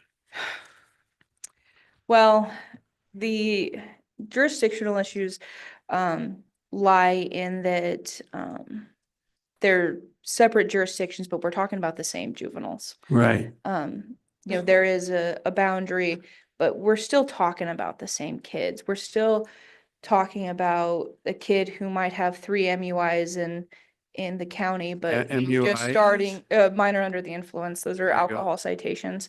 And they could have just be getting started in the tribal court. And that's really important to have a flow of communication, because it's important to know that that same kid has a substance abuse problem, whether they're in the county and they just happen to get in trouble on the reservation. So that line of communication is really important in order to get our kids correct services and refer them for what they need. Wow. And so you have 400 a year, right? Yes, in 2020 we had 451. 21, we had 405, 22, 429, 23, 432. 24 was a little less at 311. And this year up to date, as of the 12th of May, we had 80 citations that we had processed. Is that, 80 sounds less? Yeah, it does. What's going on? It's working is what I would. I hope so. You know, there's a lot of effort being put into this. There's a lot of referrals for substance use. And I think that, you know, my hope would be that it's working. There has also been some shortages in law enforcement agencies within the county. So those kinds of citations could be affected by that. If you're dealing with a juvenile and you get a bigger call, that bigger call is going to take precedent, and maybe they just release that juvenile to the parent or guardian. So there could be police contacts that aren't resulting in citations. So instead of being good news, it could actually be bad news. Correct. Yeah, the citations are really important piece of information. It's important to issue that citation because that gets them in the system of getting services. The juvenile system is pretty forgiving. It's not designed to be punitive. It is designed to be service oriented. So we provide as many services in that. Everybody that comes through our doors does community service. We require at least 10 hours of community service from everybody. And that could be, we do accept cultural activities. So anything from sweats to helping for feasts, anything of that nature. We, you know, helping up with Sundance, all those kinds of things we do accept for community service, really trying to connect kids to cultural and all those things that, you know, can help form healthy communities is really important. Thank you. Committee and Mr. Co-Chairman. Mr. Chairman, I got a question for you, Ms. Calvert. What happens to the juveniles that don't follow the process? You know, there's obviously, is Warland still open yet? Yeah, so And we do diversion level. So those so the citations issued, they come in for an intake and say they've had 7 citations up to this point. At that single point of entry, I'm just going to use Northern Arapahoe because they're sitting right next to me. So they say that individual is in Northern Arapahoe enrolled. So Northern Arapahoe DFS attends that spec meeting. If it's decided that what they call a delinquency petition in the county is the best way to handle that, they would file that in the district court. And then youth services would step out of that case and ADFS would take over that supervision. If the sanction level provided that they needed to go to the Wyoming Boys School located in Warland, then they could. Same with the Wyoming Girls School in Sheridan. So it just kind of, it's all very individualized. You know, they could have somebody who they're dealing with in the tribal court and they have a single ticket in the county. That would allow, you know, our communication with them would allow that to be used and maybe a placement sought out in the tribal court. You know, and like I said, we are involved in the Wind River Tribal Court. We do attend hearings out there just to help provide these information so that the whole goal is to prevent kids falling through the cracks in that situation. I think that's really important because sometimes those juveniles that don't follow the system end up as adults in our penal system, the Yes. federal penal system or the state. So it's very important, as the director for the Shoshone tribe mentioned, about offering alternatives to them. I know there's some that won't. I mean, I know when I was a model youth, they threatened me with boys' school all the time, Yeah. but I straightened up. But Yeah.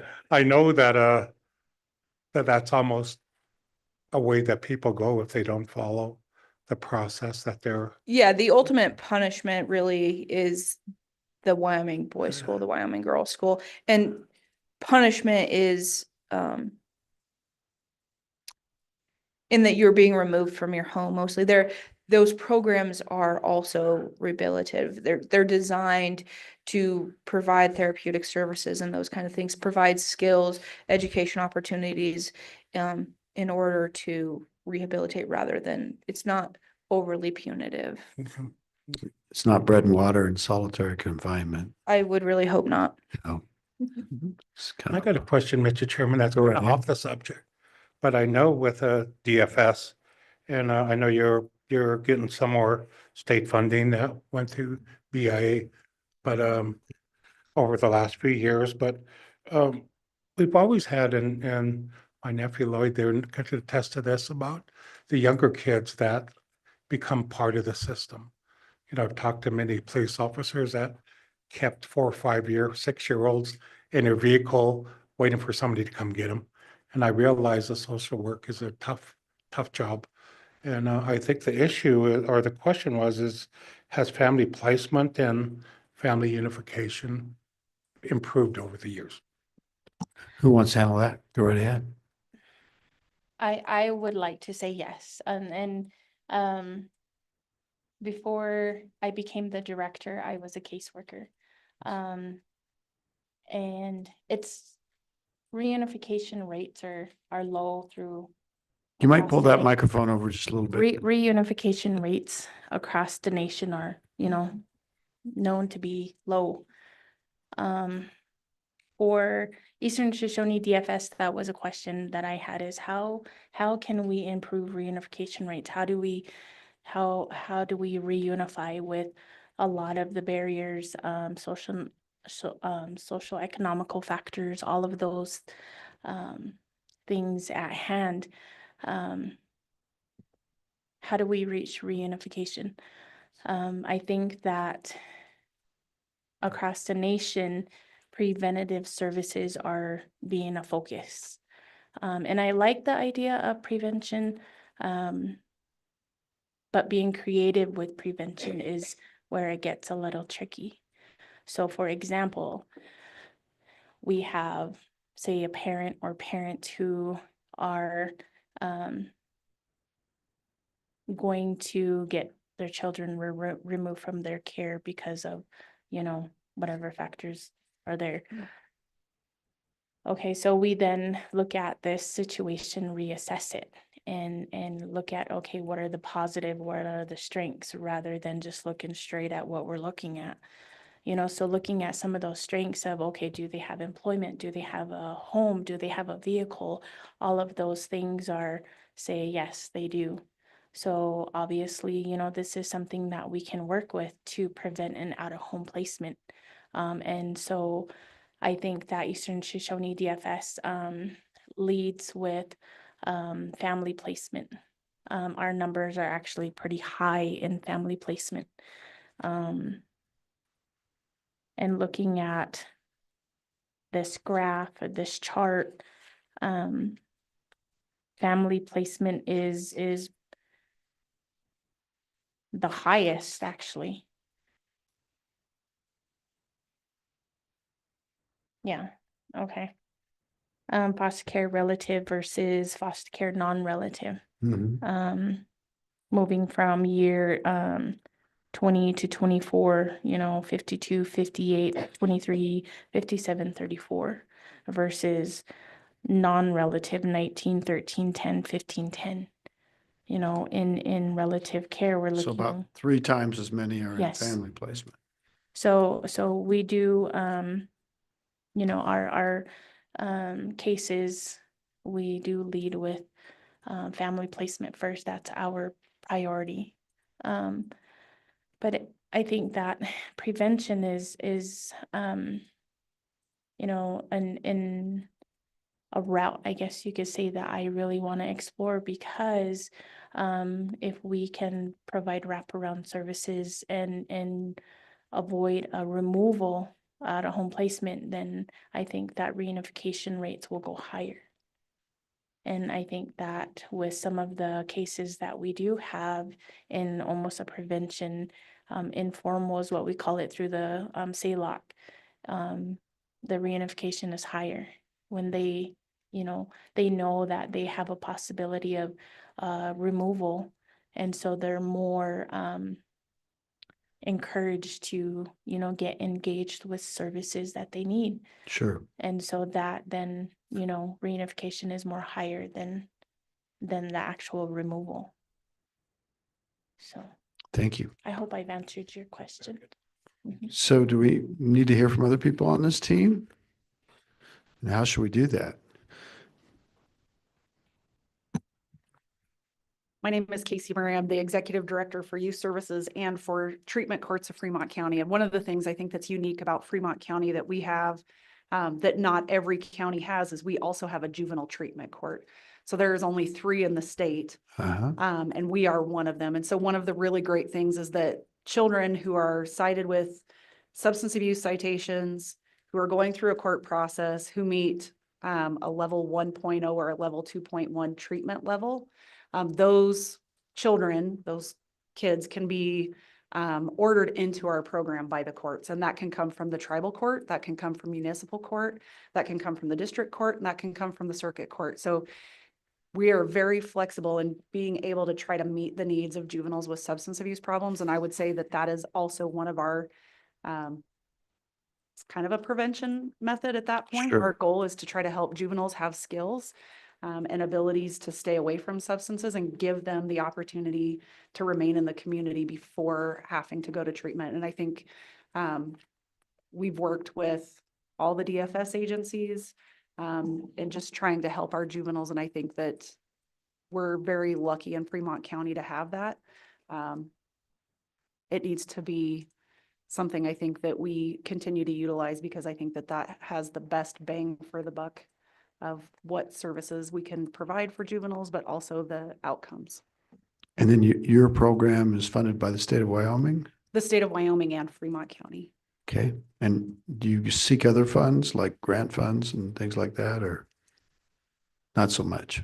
Not so much. Not for any other reason than we are busy. And so sometimes looking for funding is not at the top of the list. Because the juveniles and the families that we deal with are often in crisis. So that is what we're dealing with on a day-to-day basis. Do you work with incarcerated juveniles? Yes, I actually am the one that does a majority probably of the evaluations for juveniles who are in custody. And how does custody work for juveniles in Fremont County? I mean, what facilities are there? Are there facilities? Where do they go? Do they still ride around in the back of squad cars when they're intoxicated like they used to? Does that still happen?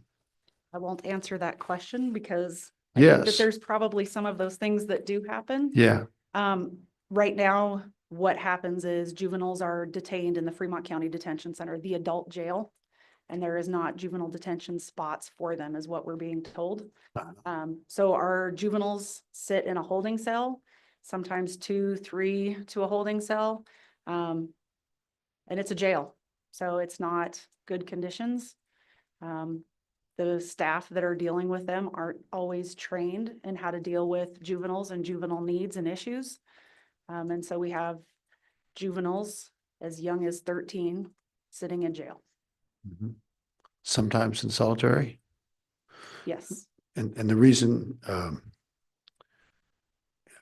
it's not purposely solitary, but if you have to have sight and sound separation from adults with a juvenile, which they do, they'll bring them to jail and they got one juvenile, they're going to be by themselves. And that's kind of solitary confinement when you think about it. And so, and then where do juveniles go when they actually go somewhere? Some go to Casper and some go to Rock Springs still, or?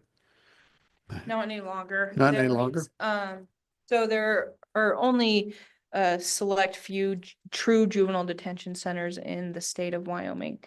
And that's because Wyoming is a non-participating state. So every county does juvenile justice differently. And so right now it's been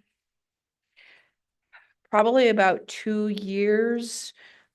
Jen can probably answer that a little bit better, that since we've had anybody that has been able, no county will take a juvenile that is not their county. So Natrona County, yes, used to take Fremont County juveniles at a pretty high per diem per day. Sweetwater County used to do the same, but that is no longer an option. I don't have an answer as to why, but I do know that it is a no for everybody. So if Fremont County has a juvenile they ask Natrona County, it's a no, and it would be the same no, I guess, for Sublette County or any other county. But yeah, I don't have a great answer as to why. I guess what I've kind of heard is that the counties are dealing with their own issues and they're not willing to take on other counties' problems. Okay, I appreciate that, and I understand. I thought we were still sending people to those other places, but really, what happens to a juvenile? So there's So I mean, like, how long do they stay in inappropriate facilities in our county jail before they're perhaps adjudicated and transferred somewhere else, or what happens? They're eventually released. What's the story? it could be weeks, it could be months. It Weeks really, or months? yes, it really honestly depends. I know the county attorney in Fremont County works hard to get them out of detention. As you know, we all know it's not the best policy to have kids in isolation. It doesn't work. It's not effective. It can make things a lot worse. So it just kind of depends if it's a substance related issue. You know, the evaluation and that kind of process, finding a facility. Sometimes those facilities are hard to access. It could take months to access. There's not a lot of, there's one in the state of Wyoming, and it's in Powell that accepts juveniles. All the other facilities are out of the state, and they're IHS facilities that White Buffalo and Doyonatsu have access to. That's why our partnership with them is so important, is they help us in transporting and getting these juveniles into residential treatment if needed. So it depends on beds. If it is a serious felony and they know they're going to the Wyoming Boys School, that process can be quicker. Don't say that it always is, but it definitely can be quicker. That means you're lucky. It's a more serious crime. In a way, In a way, yes. And you know, there's and a lot of those can vary as well. If they're arrested and they have to have a 48-hour hearing. So if at that hearing it's determined that the juvenile can be safely returned home, whether that's just personal recognizances to their families or whether that be on a GPS ankle monitoring system, they can release them to the group home. Both tribes have group homes, as well as Fremont County has a group home. So it really just kind of depends on what is available in that option or in that moment and what is truly going to be best for the juvenile. If the community and the juvenile can remain safe, pending further court hearings, it really is just a variety of factors that play in. Wow. Yeah, Mr. Chairman, go ahead. Thank you, Mr. Chairman. I read an article a couple months ago regarding the increase of violent crimes from ages 13 to 21 across the nation. Of course, it hits tribal communities a little bit more. Do you see an uptick in that of violent and more serious crimes being committed by younger adults? We've seen it in the county, yes. Those cases don't come through your services. Most of them, if they're a violent felony, that goes directly to the departments of family services. But yes, we've seen, and unfortunately, we've seen there was a lot of vehicle thefts in Riverton, a lot of vehicle break-ins, and unfortunately, a lot of those resulted in stealings of guns as well. People would have handguns or whatever in their vehicles. And, you know, we had a significant number of juveniles get their hands on those weapons. As well as, you know, we've had knives and hatchets, machetes, you know, used in violent crime like that as well. It's usually person on person, those kinds of things. And it's not random crime with like it's not random violence. It's usually specific. There's a grudge. There's a Yeah, there is you're not likely to walk into pit stop and just get mugged in Riverton that by a juvenile. That's not usually what we see, but we do see violent crime associated with weapons. And then, like I said, we do have a concern with an increase in juveniles that have gotten their hands on stolen guns through breaking in. And really, when I say breaking in, it's crime of opportunity. These vehicles are unlocked. They're not necessarily going around neighborhoods and smashing windows or anything. It is crime of opportunity, checking door handles. And if they can start the vehicle, they'll take it. And if not, they'll go through it and take what they can. Ms. Neely. Mr. Chairman, thank you. I did want to clarify for the group that there's a distinction that I think we should make in terms of juveniles that are entering the system through circuit and municipal courts, which is what the diversion program handles, and then juveniles that are coming into the district court. Who would be charged with a more violent crime? Correct. Yeah. Chairman, correct. Yeah. And the decision-making body that kind of assesses the risk level for those juveniles is governed by the single point of entry meeting that I think we referred to earlier. So the county attorney's office really is the final decision maker on where different juvenile actions are filed and then what the types of services are that are needed. So the detention numbers that Hattie presented don't reflect the whole story. District court placements in detention for the tribal offices or for the state offices. Gotcha. But we do recognize that sometimes kids pose enough of a danger to themselves and to the community that it would be nice if we had access to those other juvenile detention facilities. Chairman, you probably remember our trip down to Albuquerque when we were part of the Office of Juvenile Justice and Delinquency Prevention. And we studied, some of the outpost communities and some of the programs that they initiated to present alternatives to detention for juveniles. And these were pretty high-risk offenders. So the good news is that the decision-making folks from that trip came back to Fremont County and said, let's redirect the money that's being used for the Juvenile Detention Center to help fund programs Like that can serve the kids within the community. So we are seeing an increase in more serious juvenile criminal activity in Fremont County. I think it's a function of we did the right thing, like the right decisions were made for the right reasons. But the problem has grown. We still see some issues. Yeah. So on that issue, we don't even have a facility where they can remain while they're being adjudicated. I mean, Chairman, no. Yeah, I mean, we can send them to the boys' school or the girls' school if they're adjudicated, right, out of district court. Chairman, that's correct. Right, but in the whole process of leading up to trial or plea or all of that, and they're coming in through district court on a violent crime probably, they're probably in the jail in a less than desirable circumstance. Would that be fair? Where are they? Chairman, a lot of times they're at home with ankle Really? monitors or being supervised by responsible adults. I see. We really don't want kids to be in detention if we can help it, particularly because of the reasons you cited. So our preference would be that children remain with their families or with a safe adult who can kind of support them. And then we increase our contact with the family and with the juvenile when we know that they're pending adjudication.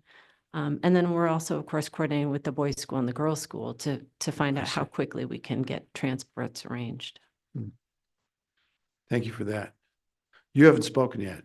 You've got to speak.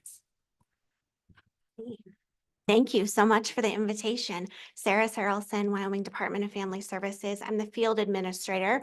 And first I want to thank both councils for their partnership. We've talked about and heard today just some of the examples of how we are working between state and business councils to be able to do what families need, children are needing from us. And we know that that is increasing every single day for all of the reasons that we have heard today and that we are experiencing as a community and as a state.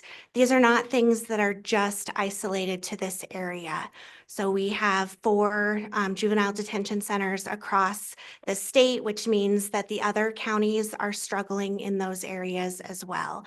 And we are having those larger discussions on a statewide level about what do we do in those situations, and meeting earlier this week with WASCOP and really trying to figure out with the chief of polices and the sheriffs, what do we do in those circumstances, because it puts them in a tough situation as well when we need somewhere safe for a youth to go that cannot stay at home. And we have a spectrum of facilities. We have St. Joe's in Torrington and so forth, psychiatric level treatment. We're able to get youth to be able to go there. We have group homes across the state. We have crisis shelters across the state. So there are places.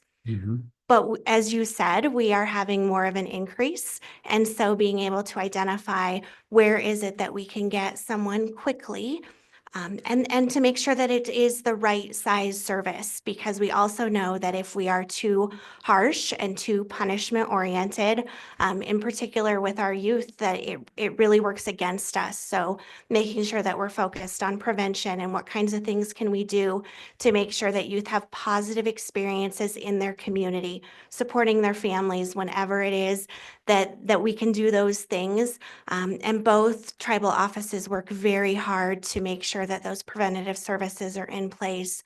We have a very close partnership working in training and those components that the contract that you mentioned really has helped us provide that structure, and is one of those things that other states really look to us as far as the partnerships that we've created and the work we're able to do in a way that we weren't able to do several years ago. And so looking at that as a real success for us as a state.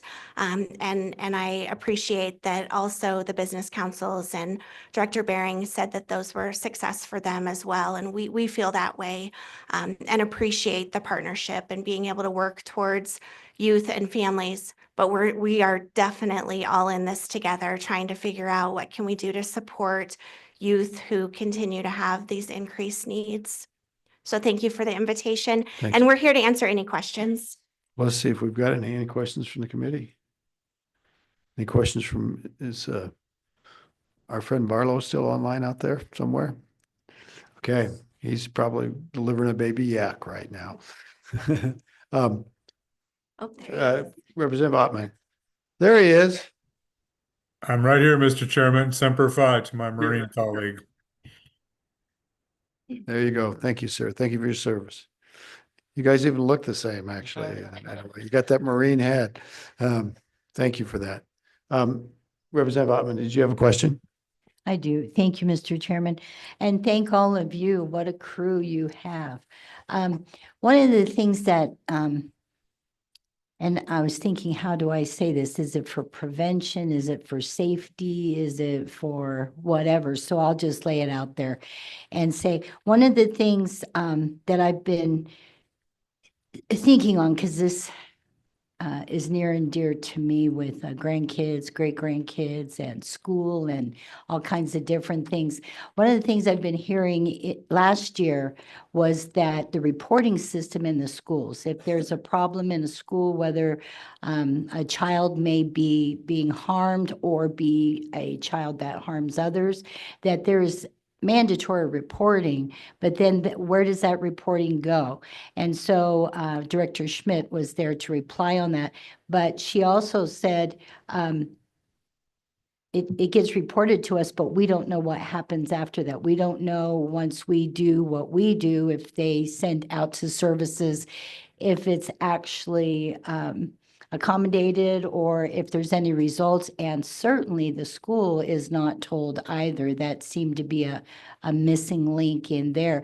So while you believe in privacy and schools are small communities, still there is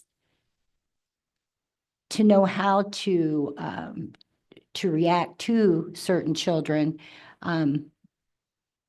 and how to do it effectively and maybe head off things other than just continually allow. I mean, you probably all know educators that are at their wits' end because they don't know how to respond in a lot of situations.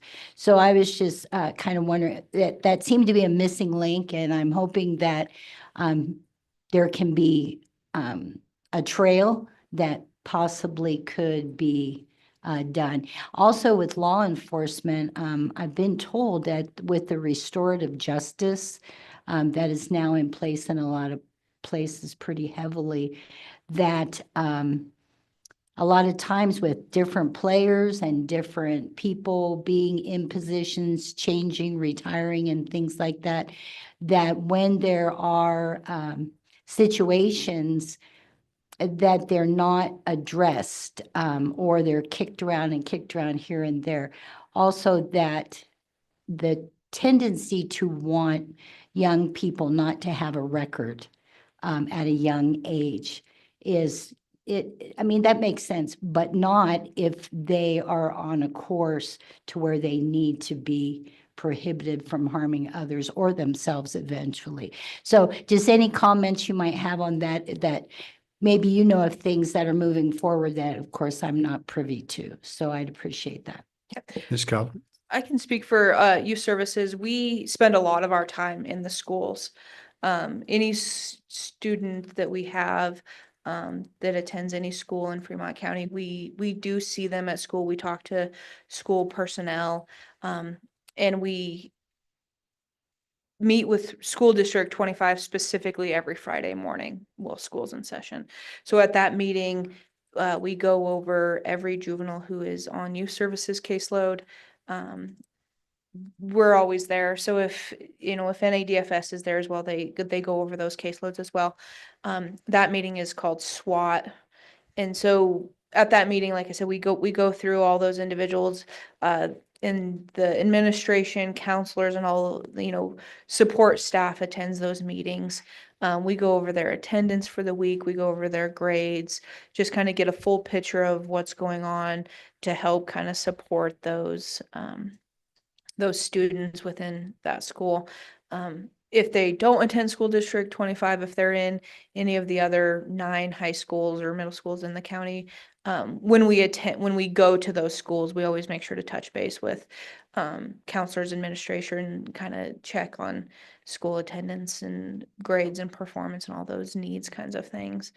And then the other part of that question was Want to follow? restorative justice. Yes, so we do restorative justice. That is part of our model. So in the system is designed, like you said, to keep those adult criminal records clean. And that is done through diversion as well as utilizing the juvenile court. So if the needs cannot be met on a diversionary level, then that's when that case is brought. Talking misdemeanor citations, that's when those cases are brought to the juvenile court, with the whole idea of protecting that adult criminal record so that we don't have a population of unemployable people. If our goals really are get kids graduated so that they can be functioning members of society, to get them through with services that would help them, whether that be substance abuse services, mental health services, all those kinds of things, to get them to be employable adults. And then with that comes keeping that adult criminal record clean. If you have a possession of marijuana and a battery and you're convicted of those, you become very hard to employ. The employers are going to look at that and not be thrilled. So we give them services as best as we can in order to help them become healthy, functioning adults. Did that get to a follow-up? Thank you, Mr. Chairman. And just to follow up with that, and I understand that, and I agree to a point, but if that person continues that, those behaviors, or because you were talking about, you know, it seems like the violence is picking up, there is, hurt people hurt people. And so we're, you know, that's just the way it is. So is it against this philosophy to actually have some punitive things then in effect, or something So else? I guess To you, ultimately, we gotta go through the chair. It's okay. That's me. ultimately, I guess, say they have exhausted all of this resources that the juvenile system offers, they can be charged and ran through the adult process, I guess would be the ultimate like punishment on that end. But the juvenile court does have a gamut of things that they have access to. Okay, thank you. Anybody else? Mr. Yes. Chairman, yeah, through you, Representative Ottman, I wanted to also follow up on the question regarding some of the confidentiality pieces that the department is held to and has some of those restrictions. And I think that may have been some of the question around how we work with the school as the Department of Family Services. And I know that's been a continued conversation. First, I want to say we are so very thankful for our partnership with the schools across the state. They do an insurmountable amount of work to support kids throughout the day and their families. And we're very fortunate in this state to have their services and support working day in and day out with so many children. As you know, we're limited to what it is that we can share when we get a report, and that there has been discussion around the confidentiality laws, and is it appropriate to be able to then have referrals back to the school or information to the school. And those limitations really are in the prevention realm, right? So when there is a case that is through the court system, there's a multidisciplinary team, the MDT team, and the school is part of that team. And so they receive that information sort of on the back end when those cases are happening. But the question really comes in when it's earlier, right? And we have a concern about a child and the school has called in and wants to know, well, what is going on in those circumstances? And so we are working to be able to let the school know we have this information. There's not a lot that we can share. We're pretty restricted by our laws, but we are working on that feedback loop as far as we've got this. This is something that we're screening. We have a process for those things. But I do want to note that there are limitations by our confidentiality laws in what we're able to do as far as referring for services, linking to the schools, those pieces. And I know that came up earlier. Are we in the same week? Maybe last week at Joint Judiciary, that was also part of the conversation around what are those limitations and what are those things. And so I think it's a really important question that you ask as far as how do we do those things. And then on the second question, as far as when we have youth who are escalating and hurt people who have been through horrific situations, usually themselves, is what we see. What we know is that we're trying to intervene a little bit earlier. So when we talk about prevention, we're talking about how can we intervene with that youth prior to it getting to that point, because there are youth who are at the Wyoming Boys School and the Wyoming Girls School and who are in treatment for a long period of time. And what we're recognizing is that if we can work with programs like were mentioned here, we can do those things and not have as many kids go down that same path. And that's what we're really talking about when we're trying to divert, because there are serious things that need serious attention to. We're getting better at doing things like evaluations so that we can find out what exactly does this youth need, so that we're doing that right size to be able to address what it is that they're concerned about. But very, very good questions, and I think important to this conversation. Thank you. Anybody else? Is there anything else you guys would like to leave us with? Appreciate your time. Thank you very much. Thanks for coming. Appreciate the cooperation and Senator Barlow, hold on, don't leave. Thank you, Mr. Chairman. Senator So Barlow. if I could, Mr. Chairman, I'd just follow up on that last comment and the query from Representative Ottman. Would it be the department's position that there was two bills last year that came out of the Mental Health and Vulnerable Adult Task Force regarding confidentiality? Would it be your position or your thoughts that those bills are still important in relieving some of the confidentiality barriers that you can share with those other agencies and other parties for those youth that maybe are, pre-incarceration or in that preventive mode? Is that, I mean, at least my view, that's what that bill was about. It failed twice in this past legislative session. So would you make any comment on that, please? Thank you. Who would like to address that? Go ahead. Yeah, through you, Chairman. Senator Barlow, thank you for the question. I don't want to speak on behalf of Director Schmidt, but I can tell you that that was her position at Joint Judiciary when they met, that bill is meant to address some of these things that we've been talking about today. Yeah, and Senator Barlow will recall, and we had the same discussion in Judiciary last time I was on Judiciary. You have these situations where there are silos between folks that can't talk to each other, but they both have a need to know about the particular circumstances and to share information within the permissibility of federal law and other laws. But it can sure help to be able to share information to direct response and treatment in a better manner, as well as kind of save the youth themselves the trouble of having to work their way through silos every time they go to a different person. So I do think that those bills probably would have been useful. They were,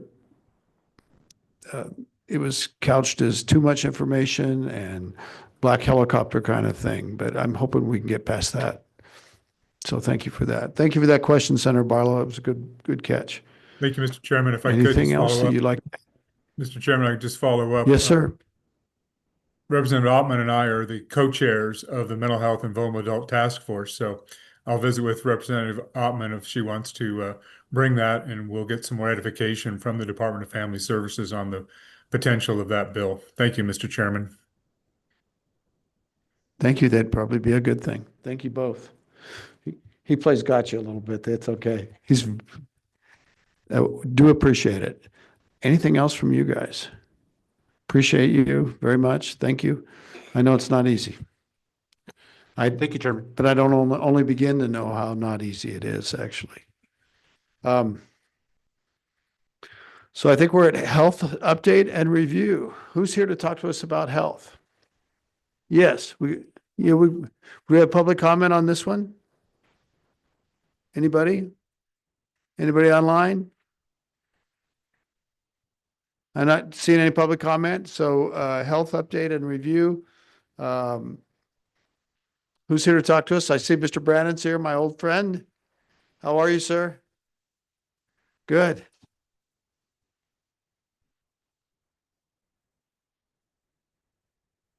You look like you're a solo ranger when you can handle it.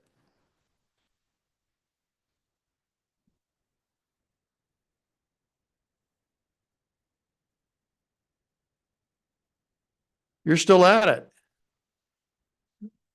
Well, put your microphone on and keep going a little bit more. Oh, yeah, I swear off politics, but haven't swore off work yet, so. Okay, Mr. Chairman, go, tell us about your work. Okay, I'm the Chief Executive Officer for the Wind River Family Community Healthcare. What we do is we have a 638 compact with the Indian Health Service. So in essence, what we do is our feet are in their shoes. We do everything the Indian Health Service does. The only report we have to provide to them is a audit report, a single audit under the Single Audit Act. Mm-hmm. And Rick, these guys don't know what 638 is, so we might start at the beginning. We're kind of a new committee now. Oh, okay. So right. I'll take a little stab. 638 is public law 638 that allows tribal governments to offer and provide services to their members directly without having it be a BIA provided services.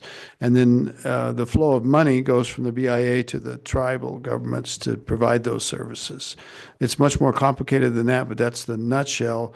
Correct me a little bit, Rick, if you need to. Okay, yeah, Senator Case, people look at me a little weird when I say President Nixon is my hero.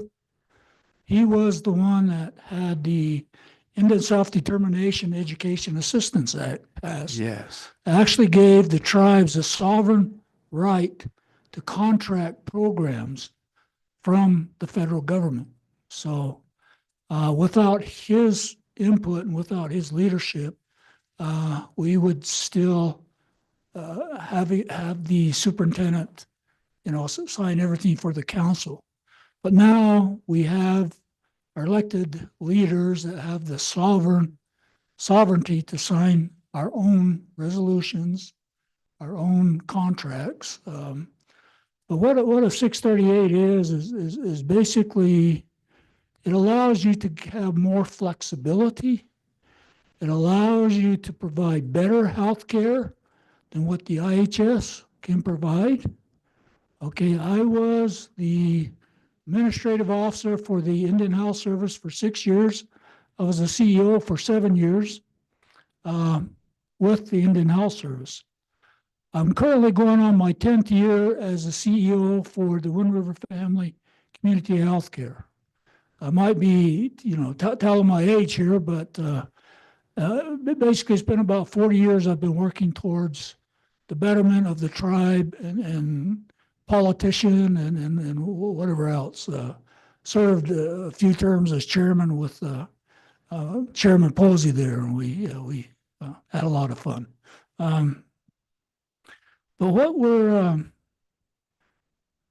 basically what we're looking at, and what is very disturbing to me, is we receive less than 30% of our what they call level of need funding.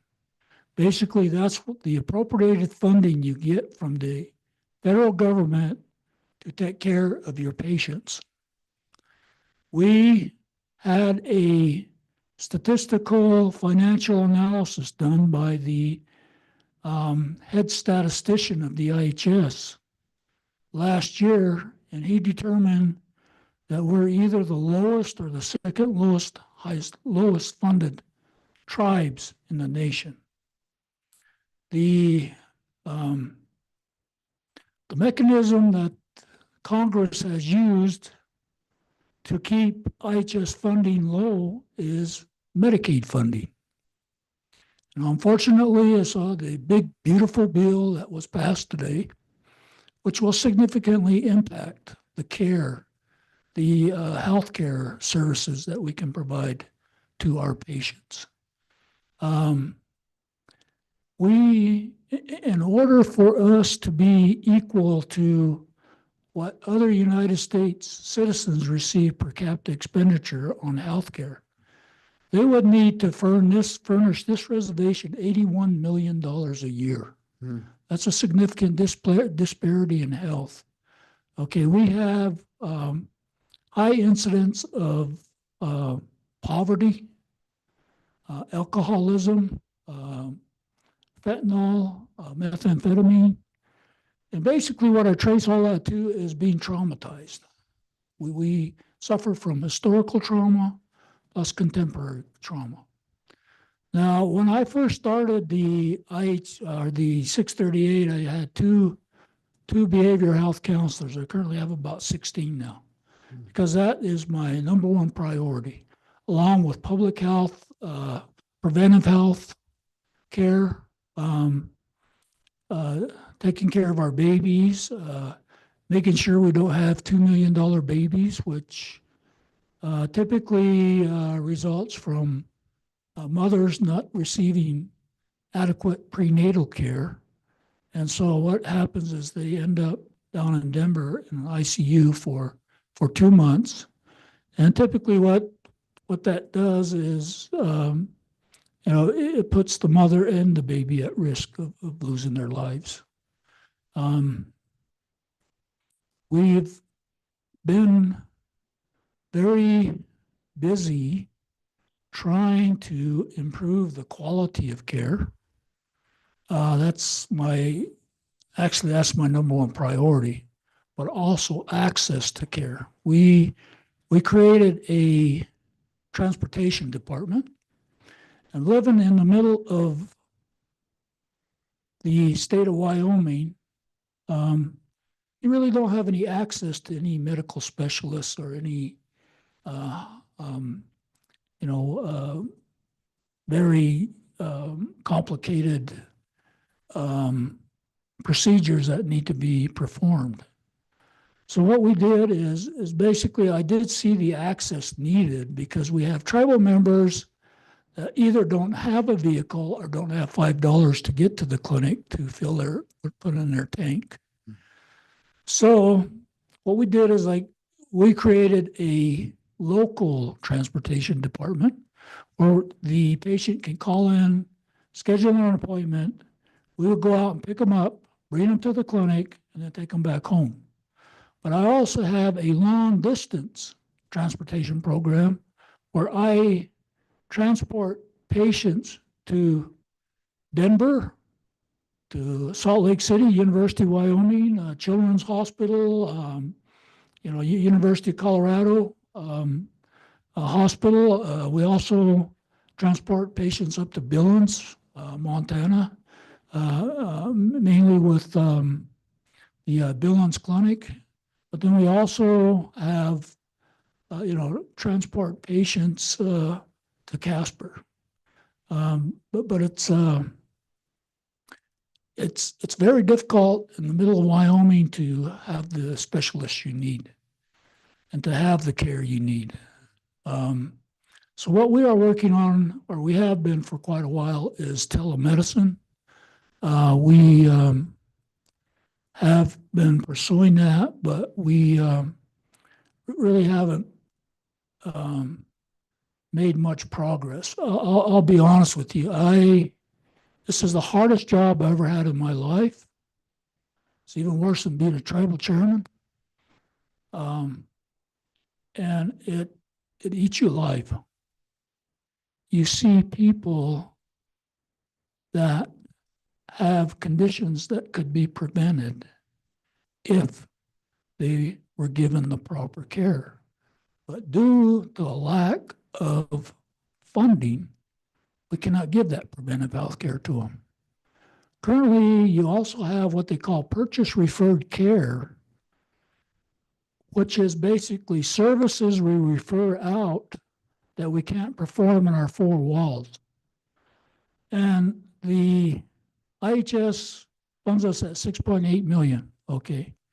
Right now we're on priority ones, which means loss of life, eyesight, or limb within 72 hours. That's ridiculous. Dogs probably have better health care than that, I would say, in a lot of instances, because there's a lot of pet owners that love their dogs. But I believe that humans are entitled to better treatment than dogs, animals. And that's the unfortunate thing I'm faced with. How can I improve a system that nobody wants to invest in? Hospital and healthcare is very, very expensive. A life flight can easily be $85,000 to $110,000. And, I've always admired you, Senator Case, because of, what you went through in your personal life. And you truly showed me that you care, that you are a person that really cares about others. And you've tried to help us time and time again, because I always remind you, I am your constituent, right? You are. Yeah. And, but I'm not sure if there's any questions or whatever needs to be asked, but yeah. The, it's going to be very difficult. We've grown significantly. Grew from one clinic to 3 clinics. I'm opening a 4th clinic in Lander. We're also working with what they call a joint venture with the Indian Health Service. If we're able to get the agreement signed and get the clinic constructed and financed, then our level of need funding, or they'll fund us up to 85% of our staffing need. Currently, right now, we're below 30%. So that would almost triple what we have now. And I'm not a person to look a gift horse in the mouth, okay?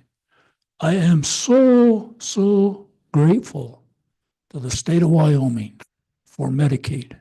You don't know how many lives you have saved.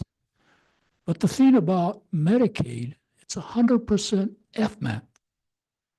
Every penny that comes in that we collect is paid 100% by the federal government. The state does not have to match a penny. And actually, I think the state may make some money off us from administering the program, but it doesn't. It's because we are Native American, we are tribes, we're sovereigns, and that's what has allowed us to make progress, even though it's very minuscule, compared to other healthcare facilities. But and Rick, these guys may not know about that. It was legislation that the state of Wyoming passed to expand tribal access to Medicaid. Didn't have anything to do with the rest of the state, but we passed that.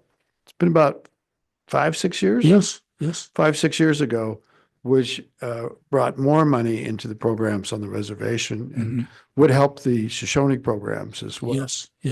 Yeah. It's good to hear that that's done some good. Oh, it's wonderful, and I thank you from the bottom of my heart. I'm so appreciative of that. And what it allowed us to, purchase the assets, the facilities that we need to provide healthcare. The thing that's, I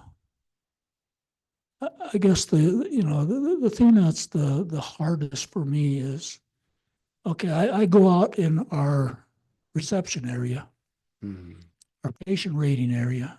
I go out and I pray for our patients. Okay, I pray. Okay. But the best part of my job is I get to see all those beautiful little babies, newborn babies, and they are sacred. They are holy. You can feel it. They just came from God. And I might be getting a little over, kind of like Jimmy Swagger or something. Starting to look like him a little bit. Yeah, I am. No, it's Warm River Family and Community Healthcare is God's will. Okay, when I was the CEO for the Indian Health Service, God came and stood by my desk. And he pushed the devil away like he was just a little toy soldier. And then he wrote on my heart, enough. And he said, enough early death, enough suffering, enough trauma, all of the things that plague our tribal members. He said, your people have been through their cursed times. Now I'm going to bless 1,000 generations of Arapaho people. But the thing he told me, telepathy, I guess, is you got to take that one blind leap of faith. And, I was so comfortable in my job as being a bureaucrat with the Indian Health Service. But I had to because, I thought of Noah and I didn't want to be swallowed by a giant fish either. So, it's kind of, but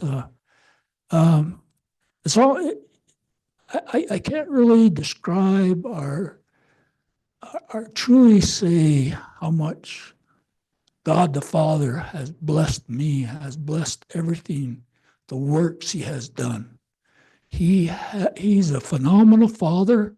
He's a phenomenal, generous, wonderful father. And I'm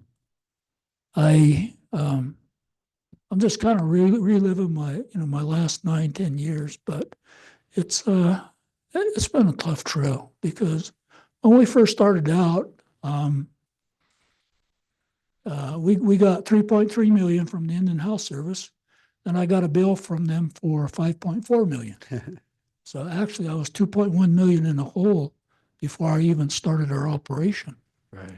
And so we were, able through grace of God and everything, all of the good things that came our way to be able to make this a successful operation. And I look forward to working with the state closely and as diligently as I can to make sure that the patients that I serve will receive the best health care they can. And I commit that 110% because they deserve good health care, just like anybody else. We're all humans. God loves us all the same. He's not a respecter of persons, but I might sound like an evangelist. I don't know. I better shut up. Yes. Did you ever think you'd hear that from me, Senator Case? Well, it's not as far-fetched as you might think, actually. I've known you a long time. Yeah.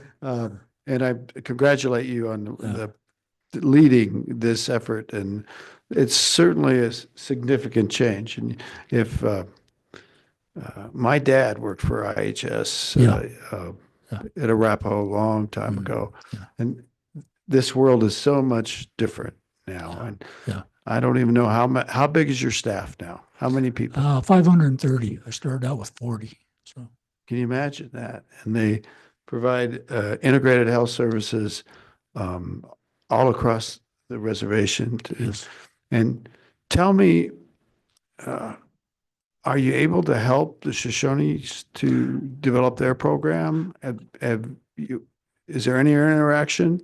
Can you share facilities? I know. Yeah. Excuse me. Go ahead, Chairman. The one goal I have is to have the best healthcare system on the Wind River Reservation, where both tribes can have the same electronic health record that we can provide regardless. There's a lot of crossover. There's, Shoshone tribal members that go to both places, Arapahoe clinics and vice versa. And the main thing is continuity of care, follow-up, taking care of the patients and putting, them as number one, the priority. And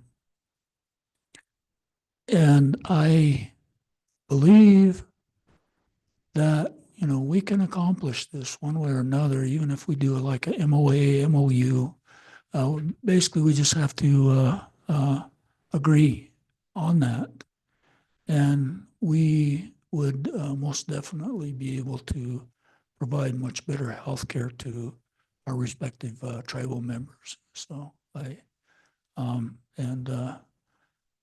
it's just like, I said, God isn't a respecter of people, and disease doesn't care who it attacks.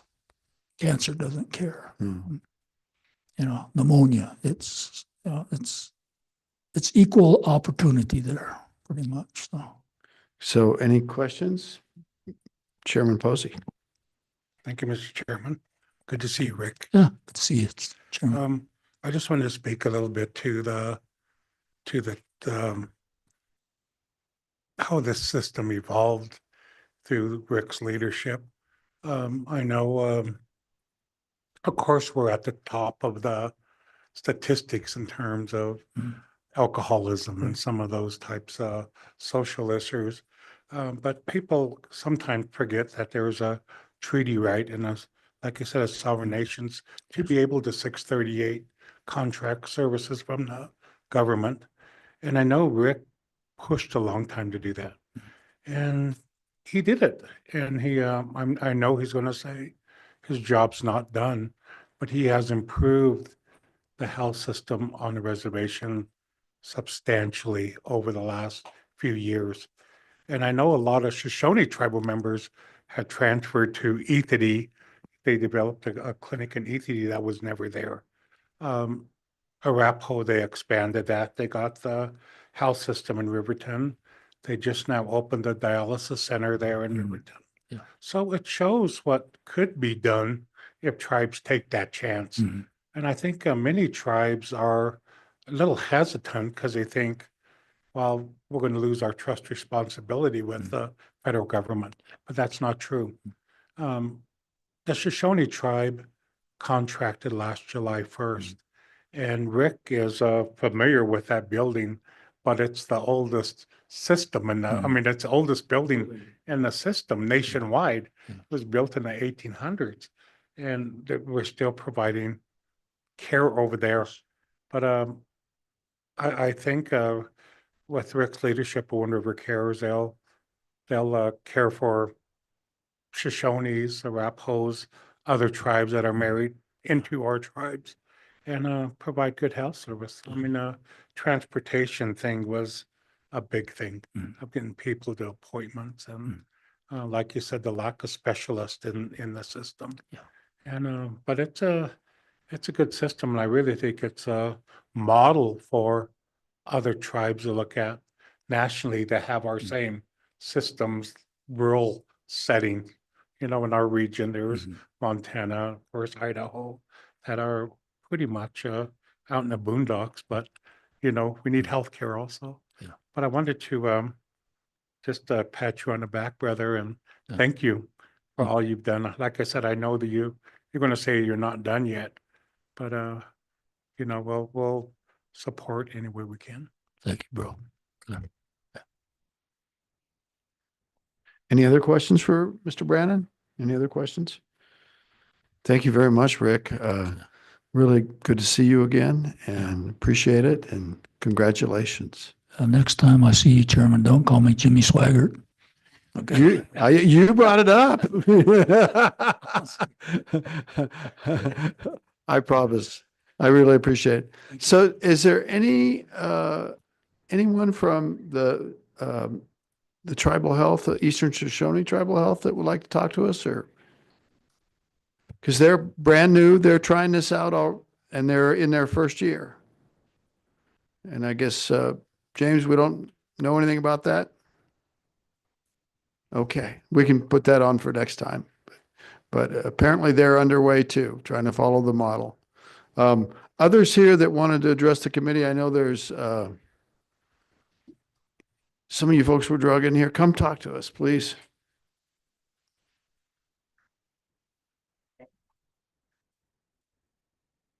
We got a lot. We can bring up more chairs. There's just 3 of us today. You look like a tough crowd. I'm Jerry Prejean. I'm the Business Engagement Coordinator and Work-Based Learning Specialist for Wind River Job Corps. Okay. I'm Andrea Martinez Watson, and I am currently the Foundations Instructor for Wind River Job Corps. All right. Jared Baldus. I'm I was formerly the carpentry instructor up at Wind River Job Corps, and now I'm the field coordinator for the carpentry programs throughout the Rocky Mountains. Wow. So I think what we really wanted to, first off, thank you guys. I know you guys have put in a long day.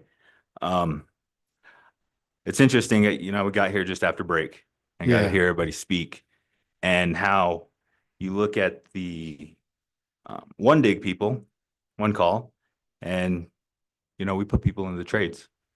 Then we move on to the juveniles and keep people out of jail. We keep people out, very much so. Yeah. You know, give them career paths. And then we talk about healthcare and what a career can do by them having healthcare in a career path. Right now we have plenty of students that have started their career paths and have very good healthcare. I, for one, you know, to speak on that a little bit, you know, I have very good health insurance, so my children do as well, but we utilize Wind River Cares all the time. It's where we can get our braces done, our dental, our eye, healthcare, all of that. But what I really want to talk to you guys about today is all of that could be going away pretty soon because of what is going on at the federal level. What I want you guys to understand is that right now, nationally, we place 85% of our completers in jobs. 75% of those students, those completers, are actually going into the trades they train for. And I don't want to talk disparagingly about colleges or anything like that, but I'd love to see a college that is doing that, where somebody gets a degree and they're going straight into that. Right now, our students are graduating at $19.30 an hour. And these are real numbers. These are numbers that come out every month that we're held accountable to. So the national narrative that Job Corps isn't working is very wrong. Job Corps is working, and it's very effective, and it's changing lives. And like we're talking about incarceration, look at the long-term effects when these enrollees could be put on unemployment, incarcerated, and anywhere else, as well as housing and stuff like that. So the return on investment is very high. And I understand that, Chairman, that this is the state delegation, but you're also the government closest to the people. So any support we can have from all of you would be very vital for us as this moves forward and in support of keeping Job Corps. On the other side of it, we have 150 jobs right here in Fremont County that are on the line. I'm here talking for Job Corps in general because of the students and the enrollees and what I've seen throughout the Rocky Mountains it doing. But also there's 150 jobs in Fremont County that are on the line as well.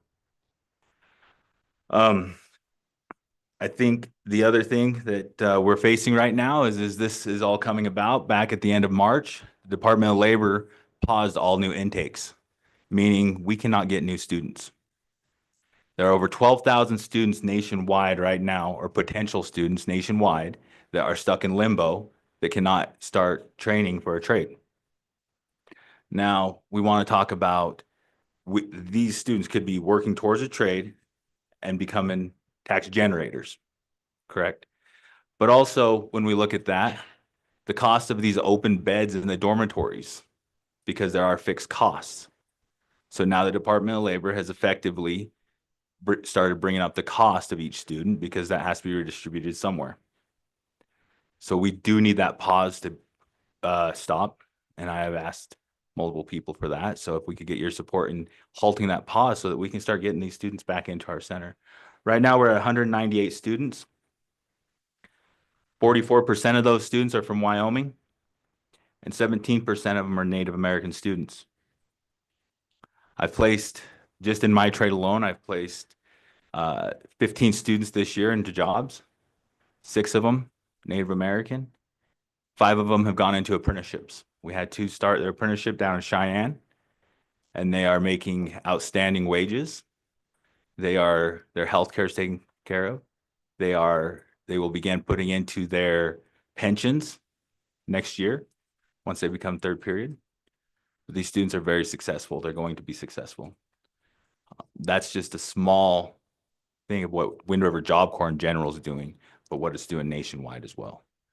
They're making $20+ an hour and doing very well for themselves. I think that is all I have for you guys. But with that, I would stand for any questions, or any of us would. Anybody like to add anything? I just would like to add that we work very closely with the communities in Riverton, Lander, out on the reservation. We work with the Wind River Development Fund.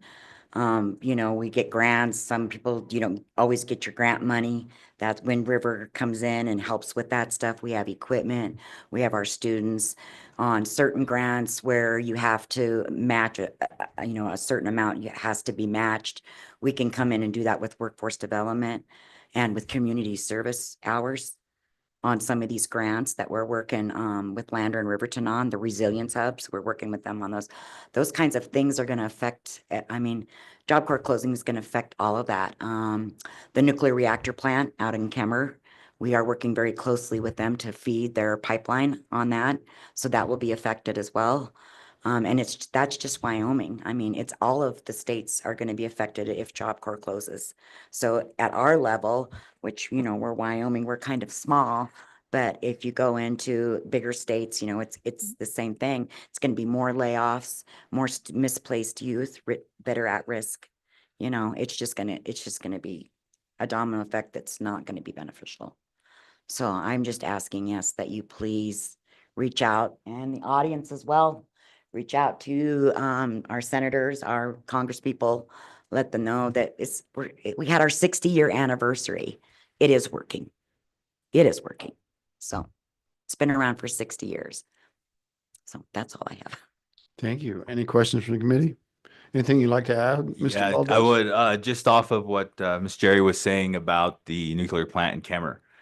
We were out here last month or month before last, and we talked to the director of construction, and he told our students that because they're going to want 30% apprenticeship placement on that. And he told our students that he expects every one of them to be working for him, working for Bechtel out on that project. Yeah. So yes, we are very much involved in that, and very much involved in placing that 30% apprenticeship placement, as we are a pre-apprenticeship program throughout Job Corps. Anybody? Can I ask a question? I'm kind of a little bit ignorant in this area, but what specific announcements and proposals have been made with respect to closing Job Corps across the country? And was it a White House directive, or just tell us the facts? Correct. So it came out in the president's fiscal year 26 budget, Mhm. and it does call for the complete elimination of Job Corps. The Secretary of Labor has spoken in front of the House Committee and the Senate Committee, Okay. and they're addressing this, but it does call for the complete elimination, defunding of Job Corps, and the national media that has been used to do this was a transparency report that came out the end of April. And that transparency report highlights the top or the bottom 10 centers in the nation. Hmm. And it also doesn't take into account for the wage. I gave you that wage of $19.30 an hour. What it doesn't do is it doesn't account for the wages of military placements, nor does it account for students going to college, because we have multiple pathways for our students. So they can go to college after, they can go military, they can go entry level, or they could go apprenticeship. So Doesn't account for those. can I interrupt you for a sec? Sure. They ranked Job Corps centers by wages? Is that what they did? They ranked them on multiple things, Okay. but they took the bottom 10 centers to justify that Job Corps is, what is the word? A failed experiment. But they're closing all of them, right? They will close all of them. That Okay. is the plan right now. I was confused by that. So, Yes, thank you. they want to completely close all of them. 126, correct? 131. 131. Okay. Committee, any questions? Mr. Co-Chairman. Thank you, Mr. Chairman. I recall the history of this Job Corps. The efforts by the late Senator Enzi and the late Sandy Barton, as well as the late Eddie Mwada, a tribal member, who really pushed to have this center there. And we visited that place many times, me and my brother Scotty over there, and cedared the dorms and cedared the students and gave them blessings. And I hope that delegation realizes that it's been a boon to our economy here, and that it's been a good thing for us, whether it's tribal or non-tribal students. I know many come from out of state, and but it's a great facility, and I think we really need, as a community entity that provides great services. I'm not too sure what we could do in terms of federal funding, but I think we could really advocate to say it's been good for us for the last 15 years, and that it changes people's lives. So Saves thank you. lives. Anything else you'd like to add? I think just with that, Job Corps, Wind River Job Corps is Wyoming's pipeline for the trades. We do place students all over the state, not just in Riverton. You know, I have just me personally within the trade that I was the instructor of, have placed them all over the state, whether that be Gillette, Sheridan, Cheyenne, Casper. We just sent two of our Native American students to Casper to Heavy Highway. They're making $22 an hour.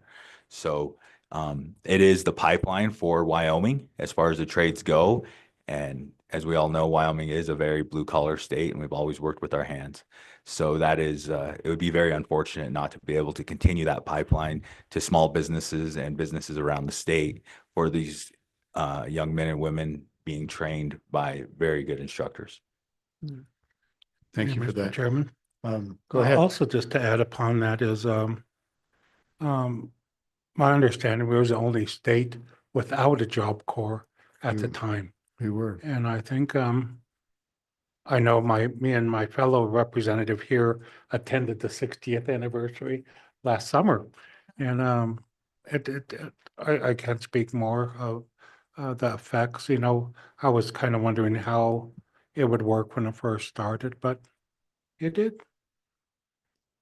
Just a side note. Go ahead. National Job Corps Association, we are ranked number 2 in some of the stuff that the Wind River Job Corps is currently doing. So out of 131 Job Corps, we are recognized by the National Job Corps Association as number 2. Wow, that's impressive. Is Wyoming still the newest Job Corps? We are. Still, okay. Yeah, so there hasn't been any others since we've come online. Interesting. Representative Ottman. Thank you, Mr. Chairman. I know we're looking at the time, but I just had to say, when the Job Corps first came about, I was like, why in the world are they putting all of that oil field stuff up there? Because oil's going out, you know, but over the years, in which I did not agree with then and certainly don't now. But what I'll say is I was very impressed. I've been up there a couple times. Jerry's invited me, and to go through the different sections of where they learn electrical or construction or oil field or whatever they're learning, and to see the building that's going on. It's not all textbook, it's hands-on with those instructors, and the care and consideration and other things that are learned and taught up there were very impressive. I would also say that I talked to a representative. I was all excited. I talked with you, Jared, about, Job Corps. And they said, well, some of these places want people with training. Well, at least they're on there. And then you are with this pipeline opening up for those training situations with people that are ready. My question would be, are you expecting, because I believe you are looking at union jobs and things, are you expecting that these people can go in at entry level to get going? And the other thing I would say is that Jerry and some of her co-workers have come down to legislature a couple times, and we've been able to introduce, but we need to continue that, because it's just not, it just doesn't seem like people around the state have grabbed hold of exactly the opportunity that it is for young people. So first off, the question that, and then do you see how quickly that could happen if the closure continues? If you can, go ahead, Mr. Valdez. Mr. Chairman. So our students get their multiple pathways on what they want to do. They want to do apprenticeship, entry level, college, or military. Or advanced training. Or advanced training. There was the fifth one. Or advanced training. So yes, the apprenticeships do not have to be a union apprenticeship. We place them in state apprenticeships. In fact, half of my registered apprenticeship placements this year are in state apprenticeships. Now, the expansion of state apprenticeships is another deal. Wyoming, it would be really nice for Wyoming to continue that. And apprenticeships in general, whether they're union apprenticeships or state apprenticeships, are part of the national expanding apprenticeships. That they want to reach 1 million apprenticeships nationally within the next year. And right now they have, I believe, 750,000. So the Secretary of Labor spoke on that this morning. So yes, they can go into entry level. We do support the apprenticeship, whether that be state or union. And that's because it is a strong career path and they continue to learn as they earn, right? So they continue to get raises and they continue their training. I can speak directly to my apprenticeship. We put another $40,000 worth of education into each one of our apprentices, where they train once a week, every 3 months on the latest technology at our training center, which is set up exactly like my training center or my training shop at Wind River. Follow up. What was the question? Second part of the question, Chairman? Mr. Chairman, Go ahead. about when would that closure happen if it did? And I forgot one thing I wanted to add. With the very positive feel around the state of increased production of our minerals and things like that down in the southwestern part of the state and also around the state, I just see that you guys are right on top of it. And also, I know that you have worked around the county with different municipalities and different things working and getting things done. And they've been ever so thankful because they didn't have to hire a full-time person. They just had someone to come in there and do the work. So.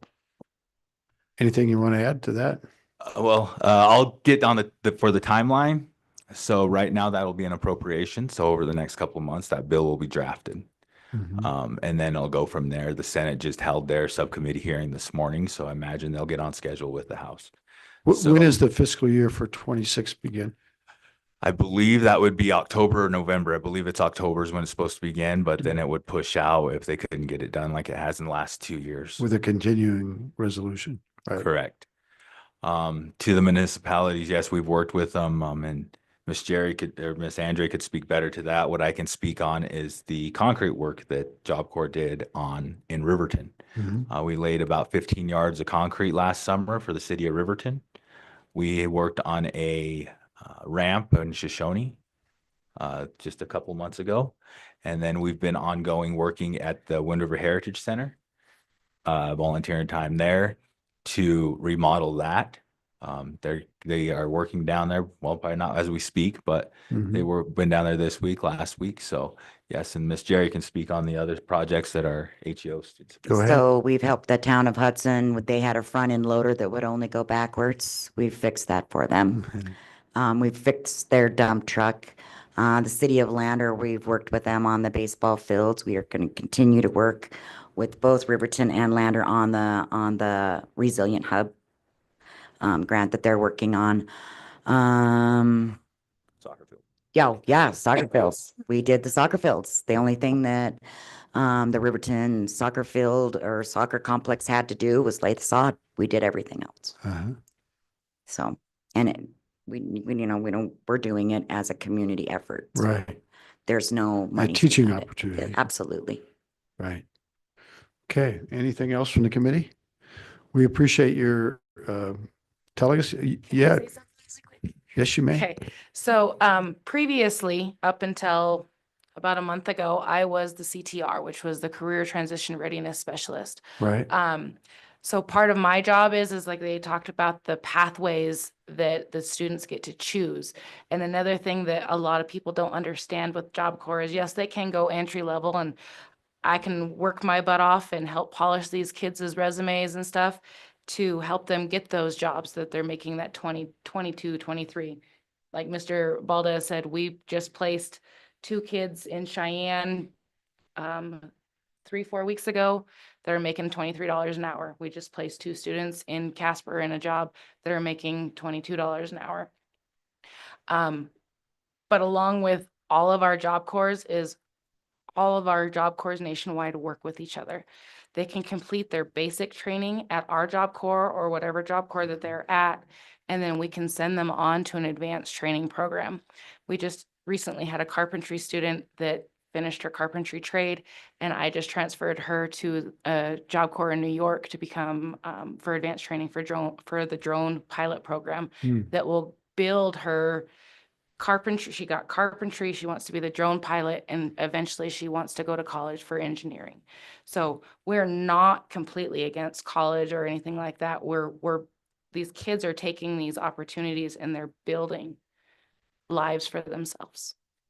Yeah, we Thank you. actually work very closely with Central Wyoming College because they're right there. So a lot of, Grab that microphone pointed at you because sorry, a lot of the medical trade and the hospitality culinary trade we work with the college on. They also have some HVACing stuff that mirrors some of the stuff. So we have been working extremely close with Brad Tyndall into becoming more of a organized unit so that we can complement each other. They can send us students, we can send them students. And we also in CPP, which is career preparation period, we actually expose all of the students with a bus ride over to the college for a tour. wow. Okay. Anything else from the committee? We appreciate you coming. Thank you very much. Looking back at folks in the audience, were there anything on the previous topic that people need to talk about or future topics? So I figure you guys are here for something. Welcome. Oh, I can recognize the Death Star Blue Cross here. Welcome. Here, I've got two on both sides. Did you guys have a nice drive? We did, yes. Thank you, Chairman. Thanks for coming.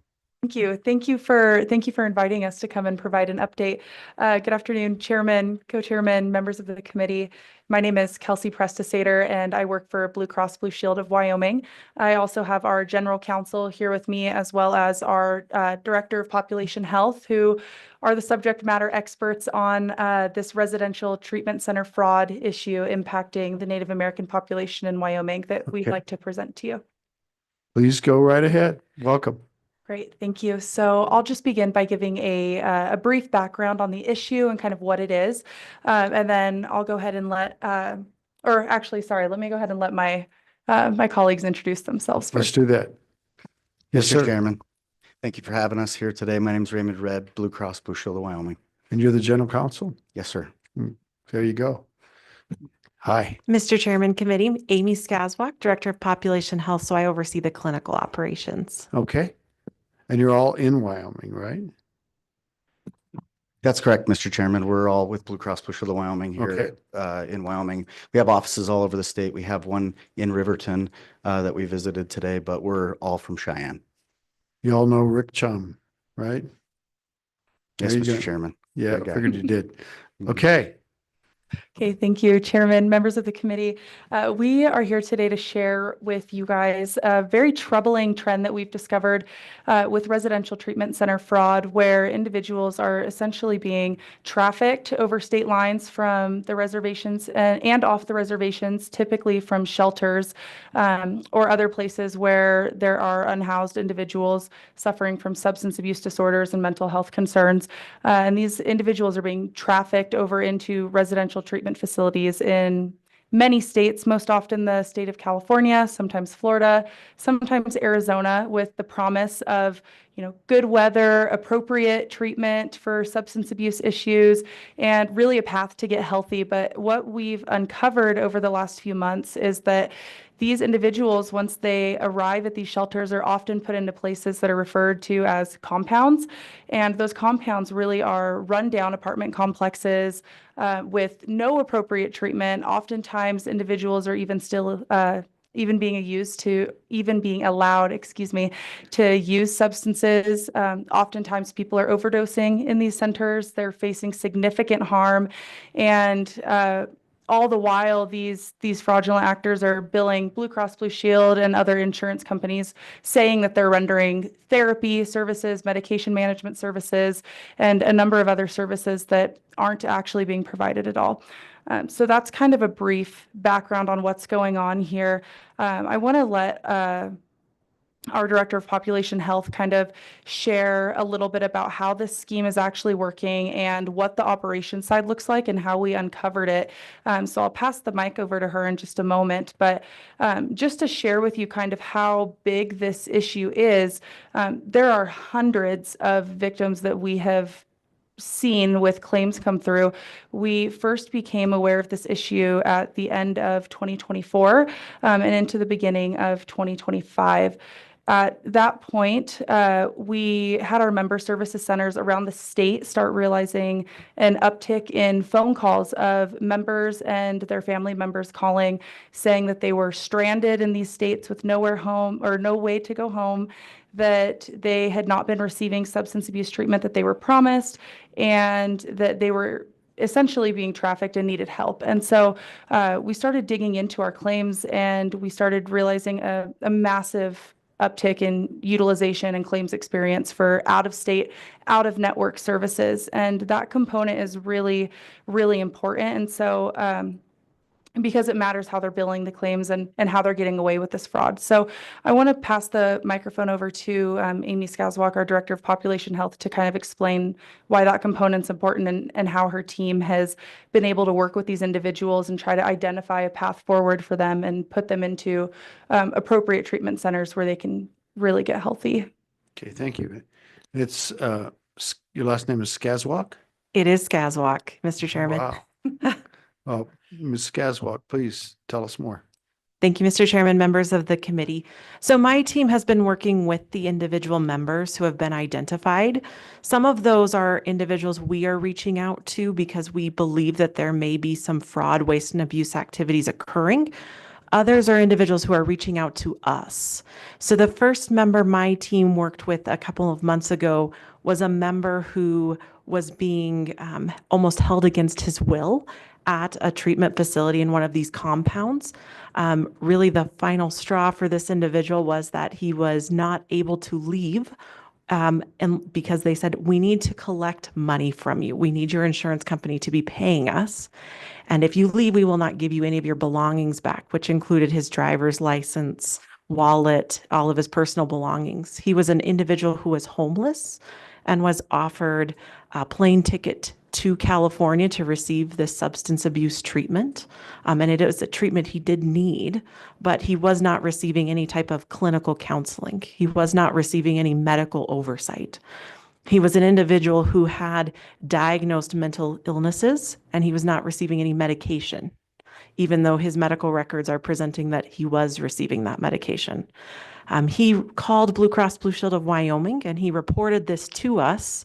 And the next day when we outreached to him on my team, he was standing in TSA because the facility had overheard his conversation where he was specifying that this fraud was being committed, and they gave him his belongings and put him out on the street to get to the airport the next day with a plane ticket.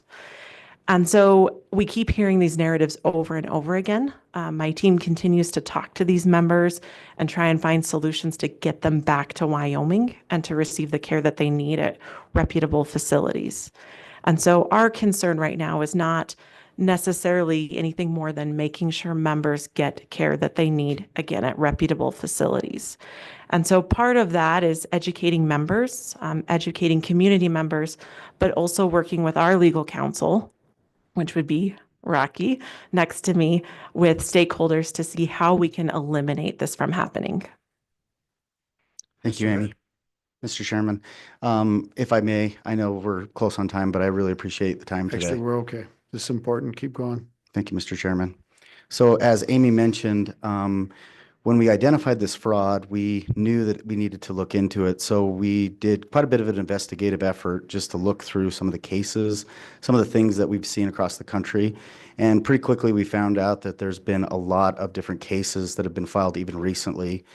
Some of these are civil cases, and some of these are criminal cases that have led to indictments and prison time for the people that are involved in these schemes. The civil cases usually involve RICO cases, which are racketeering cases. And when you look into the evidence that is found through those cases, what you find is it's a criminal enterprise. And what they typically do is they provide kickbacks, money back to people to sort of bring them into this idea that this is a good thing, that this is an important thing. And it's usually like a fairly nominal amount of money. So kickbacks to the client? To the clients. Okay. And they use the term body broker is also a term that's used. Yesterday, actually, as you might know, the Cheyenne Tribune published an article about this in the paper. It was on the front page. And there's been several other articles posted across the country about this particular issue. But what happens is these treatment centers, which are not legitimate, will actually just hire regular people, employees who are willing to go out and actually go to homeless shelters and go to other locations and work with people directly in order to get these people on a plane and get them to their center so that they can start billing insurance. And there's actually been video evidence showing these body brokers showing up and asking for, you know, the names of people that might want to go and offering remuneration for the services. And the thing that's, you know, is troubling is the fact that that's a criminal behavior. But the other thing that's troubling is we recognize, even being here today, that there is a real need out there for people that have substance abuse, mental illness issues. And, you know, we were talking with the reporter about this a few days ago, and I kind of did get a little choked up. And the reason for that is, you know, my mom suffered from mental health and substance abuse issues. She died at the age of 55. Sorry, her liver failed. And my sister is currently dealing with this issue right now, and she lives in Oklahoma. And it's pretty close to home. Yeah. But what I find to be the most troubling is that you're finding people who are in their weakest moment and the most vulnerable population, and you're taking advantage of them in order to make gain in money. Yeah. And the money doesn't really matter as much. I mean, it can be millions of dollars, which is a significant amount of money, but that's not really what matters to us. And so what we've really been trying to do is get these members back to Wyoming, get them the care that they need, do the things that we need. And then on our own part, what we've been doing is working with local, federal, and other partners to try to make sure that this fraud is detected and that we do everything that we can. So we've worked with the Department of Insurance here locally. We've also contacted the Federal Bureau of Investigation and started working on that effort to have them jump in and start investigating. We've contacted everybody who are members of our federal delegation, and they've also been actively involved in this issue. Talked with the governor's office. We've talked with several people. So we will continue to do everything that we can to stop this from happening, but we know it's an important thing and we do need others' help. Filing a lawsuit or litigation is very expensive and very difficult to manage as a small plan like we are. But in the event that we need to, we may go ahead and do that. So thank you, Mr. Chairman. That's most of the comments I wanted to make sure I mentioned. Thank you all. Is it appropriate for I have questions at this time, or you have more to add? Yes, Chairman, if you have questions, I'd be happy to field any questions or refer them over to my colleagues. Committee, looking to you. Not seeing anything out of the top, but so, you know, there's a very weird coincidence, and we had a similar thing happen in Fremont County. You might be aware of it, where mostly native persons that were unhoused people in the city of Riverton were taken to and dumped in Casper. And it was quite a few people, and they showed up on the rolls of, and they were promised services in Casper and promised lots of things which somewhat materialized, but they were kind of tricked into going to Casper. And we've never really gotten to the bottom of that. It sounds more like kidnapping to me than anything. That sounds like really, really serious stuff, and I'm pretty upset about it. But we do think we know a little bit about that situation. This sounds somewhat similar in that, you know, I don't even know where to begin, but for one thing, it seems unusual to me that a person that's homeless would have coverage by your company, for example. But they managed to figure that out. They're not going to take someone that doesn't have coverage that they can't bill for, right?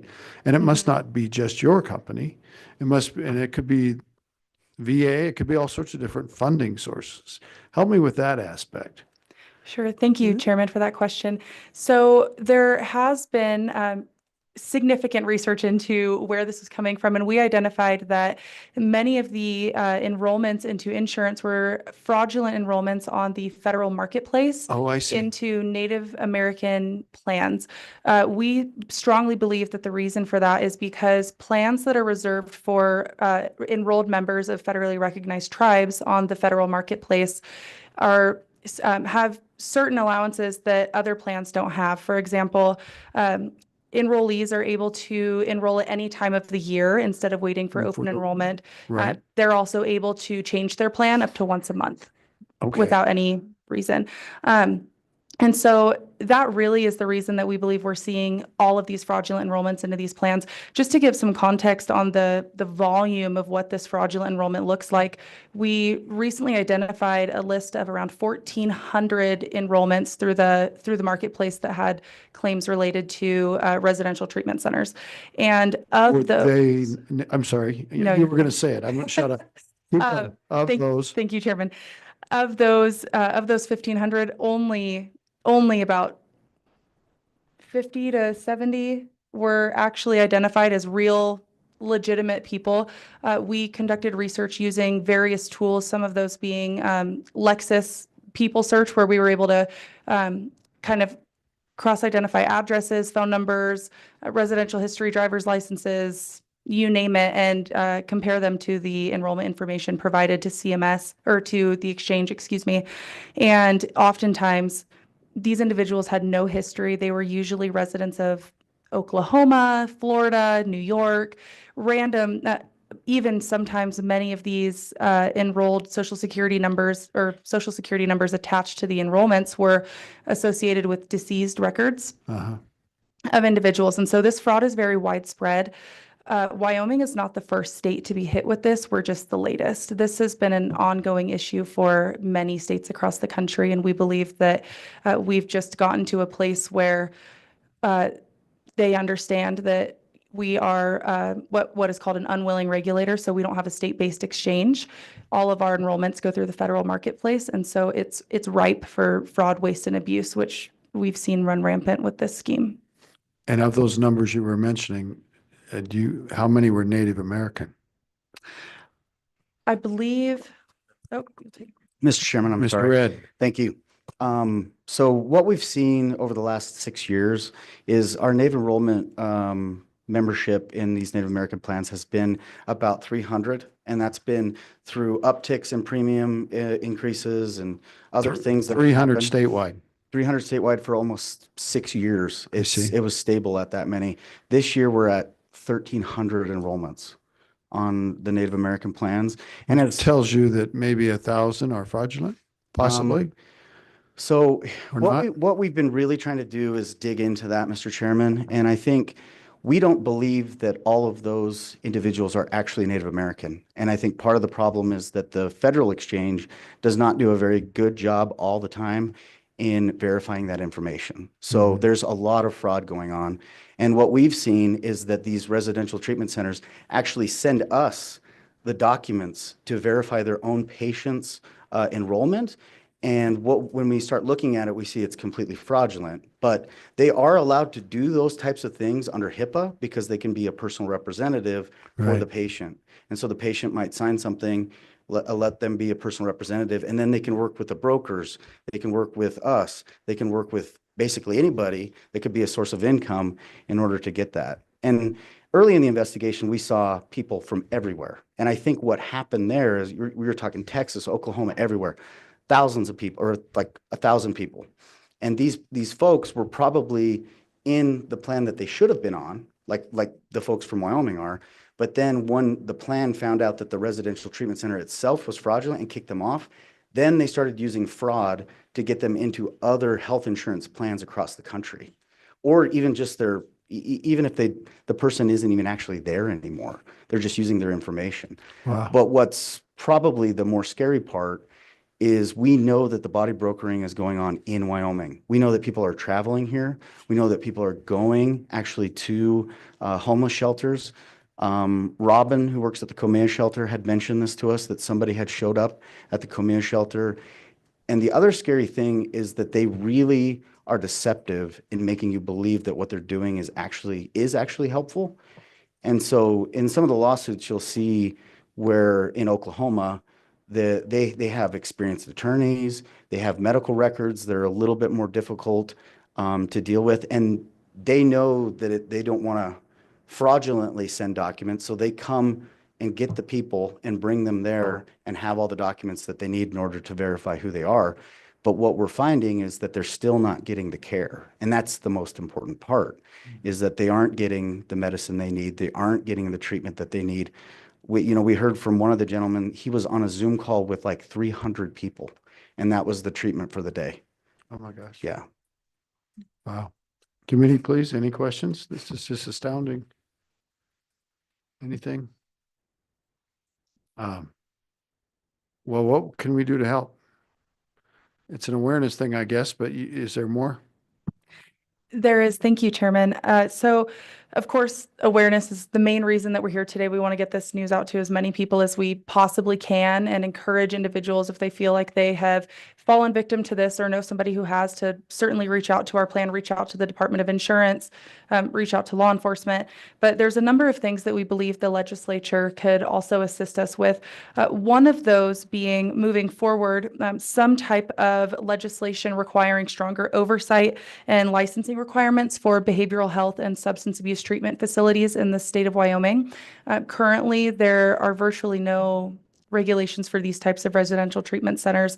And while these treatment centers are not here now, we've seen a pattern where these treatment centers move from state to state where they can find the least amount of regulation and begin to victimize those people. Another way that we believe the legislature could potentially assist us is in the passage of a bill that actually was brought to the table by the Corporations Committee this past session. It was House Bill 71, and that bill was the fraud reporting bill. Blue Cross attempted to bring that as an interim topic to the Labor Committee, and it was not taken up because there are obviously a lot of very important topics right now that need to be worked on. And so that bill, though, would essentially allow insurers and require insurers to report suspected fraud as well as known fraud. And that would really help us and give us some teeth in being able to report these bad actors and kind of provide a shield from civil liability, which is the biggest piece of the bill. What that bill did is provide civil liability protection to insurers when they're reporting in good faith to the Department of Insurance fraud that they suspect might be ongoing, so that it can be investigated and shut down right at the source. I recall the bill. Mr. Chairman, thank you. Mr. Red. I just wanted to mention one other thing that we've been looking into as well. Is several states, including California, in fact, do have legislation that allows an insurance company to stop making payments to a fraudulent actor if they have credible information to basically be able to corroborate their feeling that there is fraud going on. And so, like, for instance, in Wyoming, we have payment deadlines, appeal deadlines, 45 days where we have to go ahead and so we've actually asked for records, and then they send us records. Well, we have 45 days once they send us those records to sift through them, and they'll send us thousands of pages. Right. And so what some of the other states have done is pass legislation that would allow you to pause that, to take a little bit more time to look into it before you have to go ahead and pay them. Because then what they end up doing is suing you for not paying them fast enough and putting really pressure on you as the insurer to get it done before you even have time to do your investigation. We gave a similar protection to banks a couple of sessions ago, which banks, if they suspected someone was being taken advantage of, they could stop the transaction without penalty to the bank. And we did pass that finally. So is Senator Barlow online still?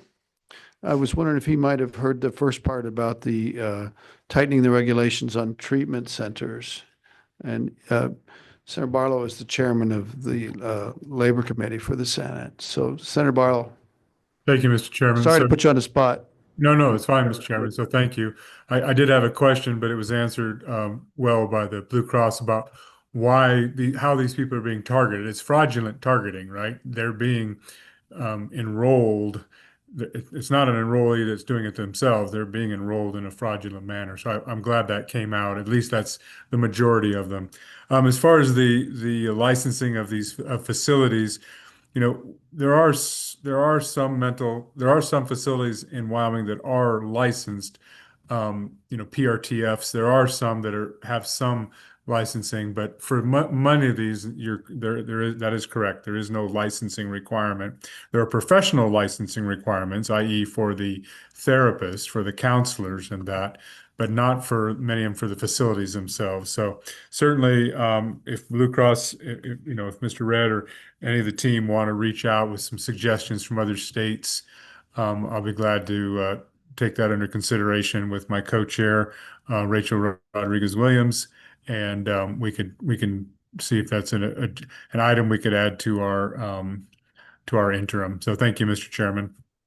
And I would say, Mr. Chairman, that Joe Ranking is on the Zoom as well, if you want somebody from the Department of Insurance to weigh in. Here. I see her. We'll get to her in a minute. And also, Chairman Barlow, you mentioned, you guys mentioned that the House Bill 71, the fraud reporting bill, that you'd shop that to labor this year. Did you shop it to corporations? Because that was corporations bill before. We might be able to squeeze it in.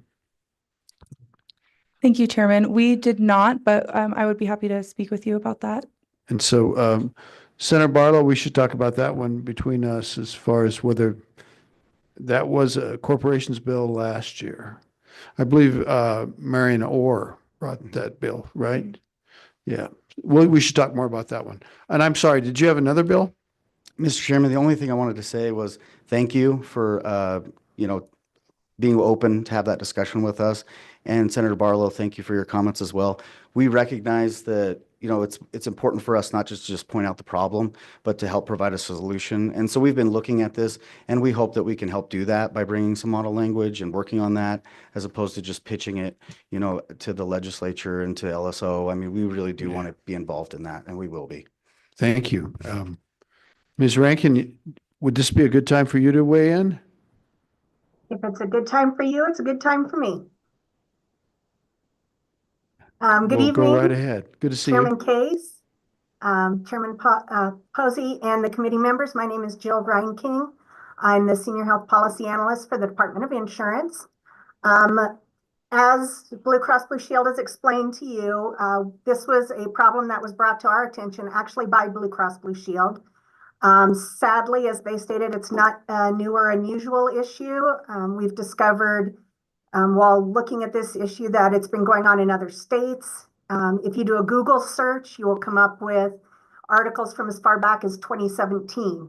So as they stated, it's a lot of moving around from state to state till they kind of get the screws turned on them, and then they move on to another.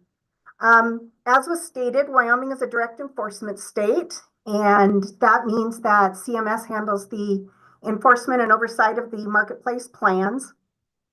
So based on this, when Blue Cross Blue Shield first came to us, we initially reached out to CMS, so the Centers for Medicare and Medicaid, CCIO, the Centers for Consumer Information and Insurance Oversight. We reached out to Senators Barrasso, Lummis, and Congresswoman Hageman. I will say Congresswoman Hageman's office immediately did reach back out to us and has been really active with us as far as trying to come up with solutions, getting us in contact with people at CMS so that we could get this moving forward. As some of you may be aware, the Department of Insurance is required to put out a public service announcement every month. And so in May, our public service announcement concentrated on, insurance fraud. And we did specifically mention this type of issue within that PSA. And we have received some feedback regarding people finding out about this through the PSA.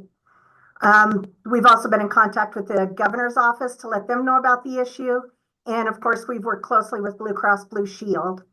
In addition, Commissioner Rood is the chairman of the NAIC American Indian and Alaskan Native Liaison Committee. That's a mouthful. And the committee has sent out a survey to all of the state insurance departments asking them specifically if this has happened in your state or is happening in your state, what kind of plans are being targeted, and what are their plans, or do they have a plan to address the problem? We have reached out to North Dakota. That is one state that has addressed this issue. There's also Oklahoma, Montana. I think there was also possibly Delaware that have all had these issues. It was also presented today, or yesterday, I apologize, on the NAIC Weekly Health Update, which is all the health members through NAIC get together and discuss issues that are coming up in other states. And it was also addressed today on the improper marketing meeting through the NAIC. Since these plans are federally regulated through CMS, we are kind of acting as a mediator in this situation to kind of help the insurers and the federal offices get together and communicate and hopefully move some things forward. We will, of course, continue to work diligently with Blue Cross Blue Shield and any federal agencies. As you've heard from Blue Cross, the stories are absolutely sad. They're difficult to listen to. We want to make sure that Wyoming citizens, even those who have been wrongly enrolled that aren't a Wyoming resident, are safe and treated appropriately. And so we will absolutely be willing to sit and work with the committee or any other agencies with regard to possibly reaching a resolution for this. Thank you very much, Ms. Rinkin. Any questions for Ms. Rinkin? Thank you, and our regards to the commissioner. I will share them. Okay. Thank you. Any questions at this point? Thank you very much for making this known to us and reaching out. Appreciate it. Please stay in touch too. There might be a couple things we can do. So we appreciate you. Well, thank you, Chairman, Co-Chairman, members of the committee. We sincerely appreciate your time and staying quite a bit over tonight so that we could share with you. Thank you. Thank you. All right. So is there anybody in the audience we missed earlier? Is there any public comment that people would like to make? Yes, Ms. Harrow.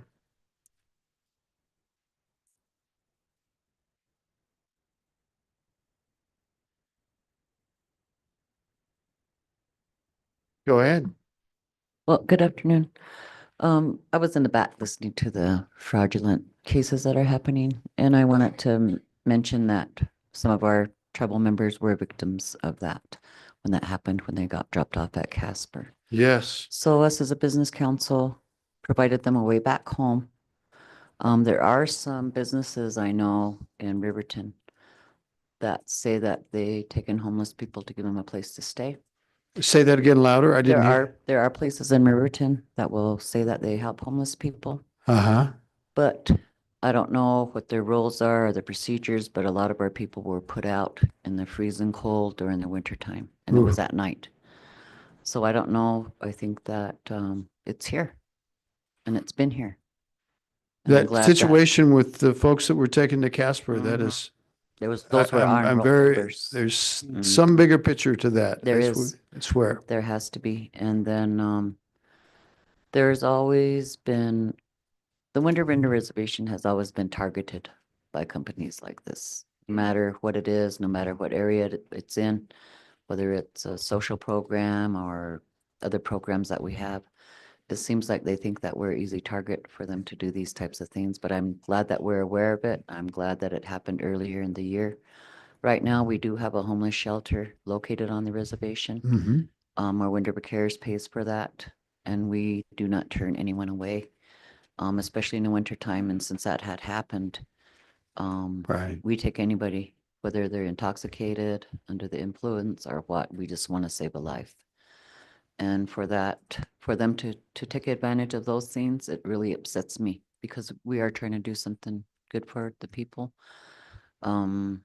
I know that several of our people there and now we're calling it the summer sober hut. So not only do we do it in the winter time, but we're doing it now in the summer. We have a lot of people that live there. They go to work from there. A lot of our people are native and non-native.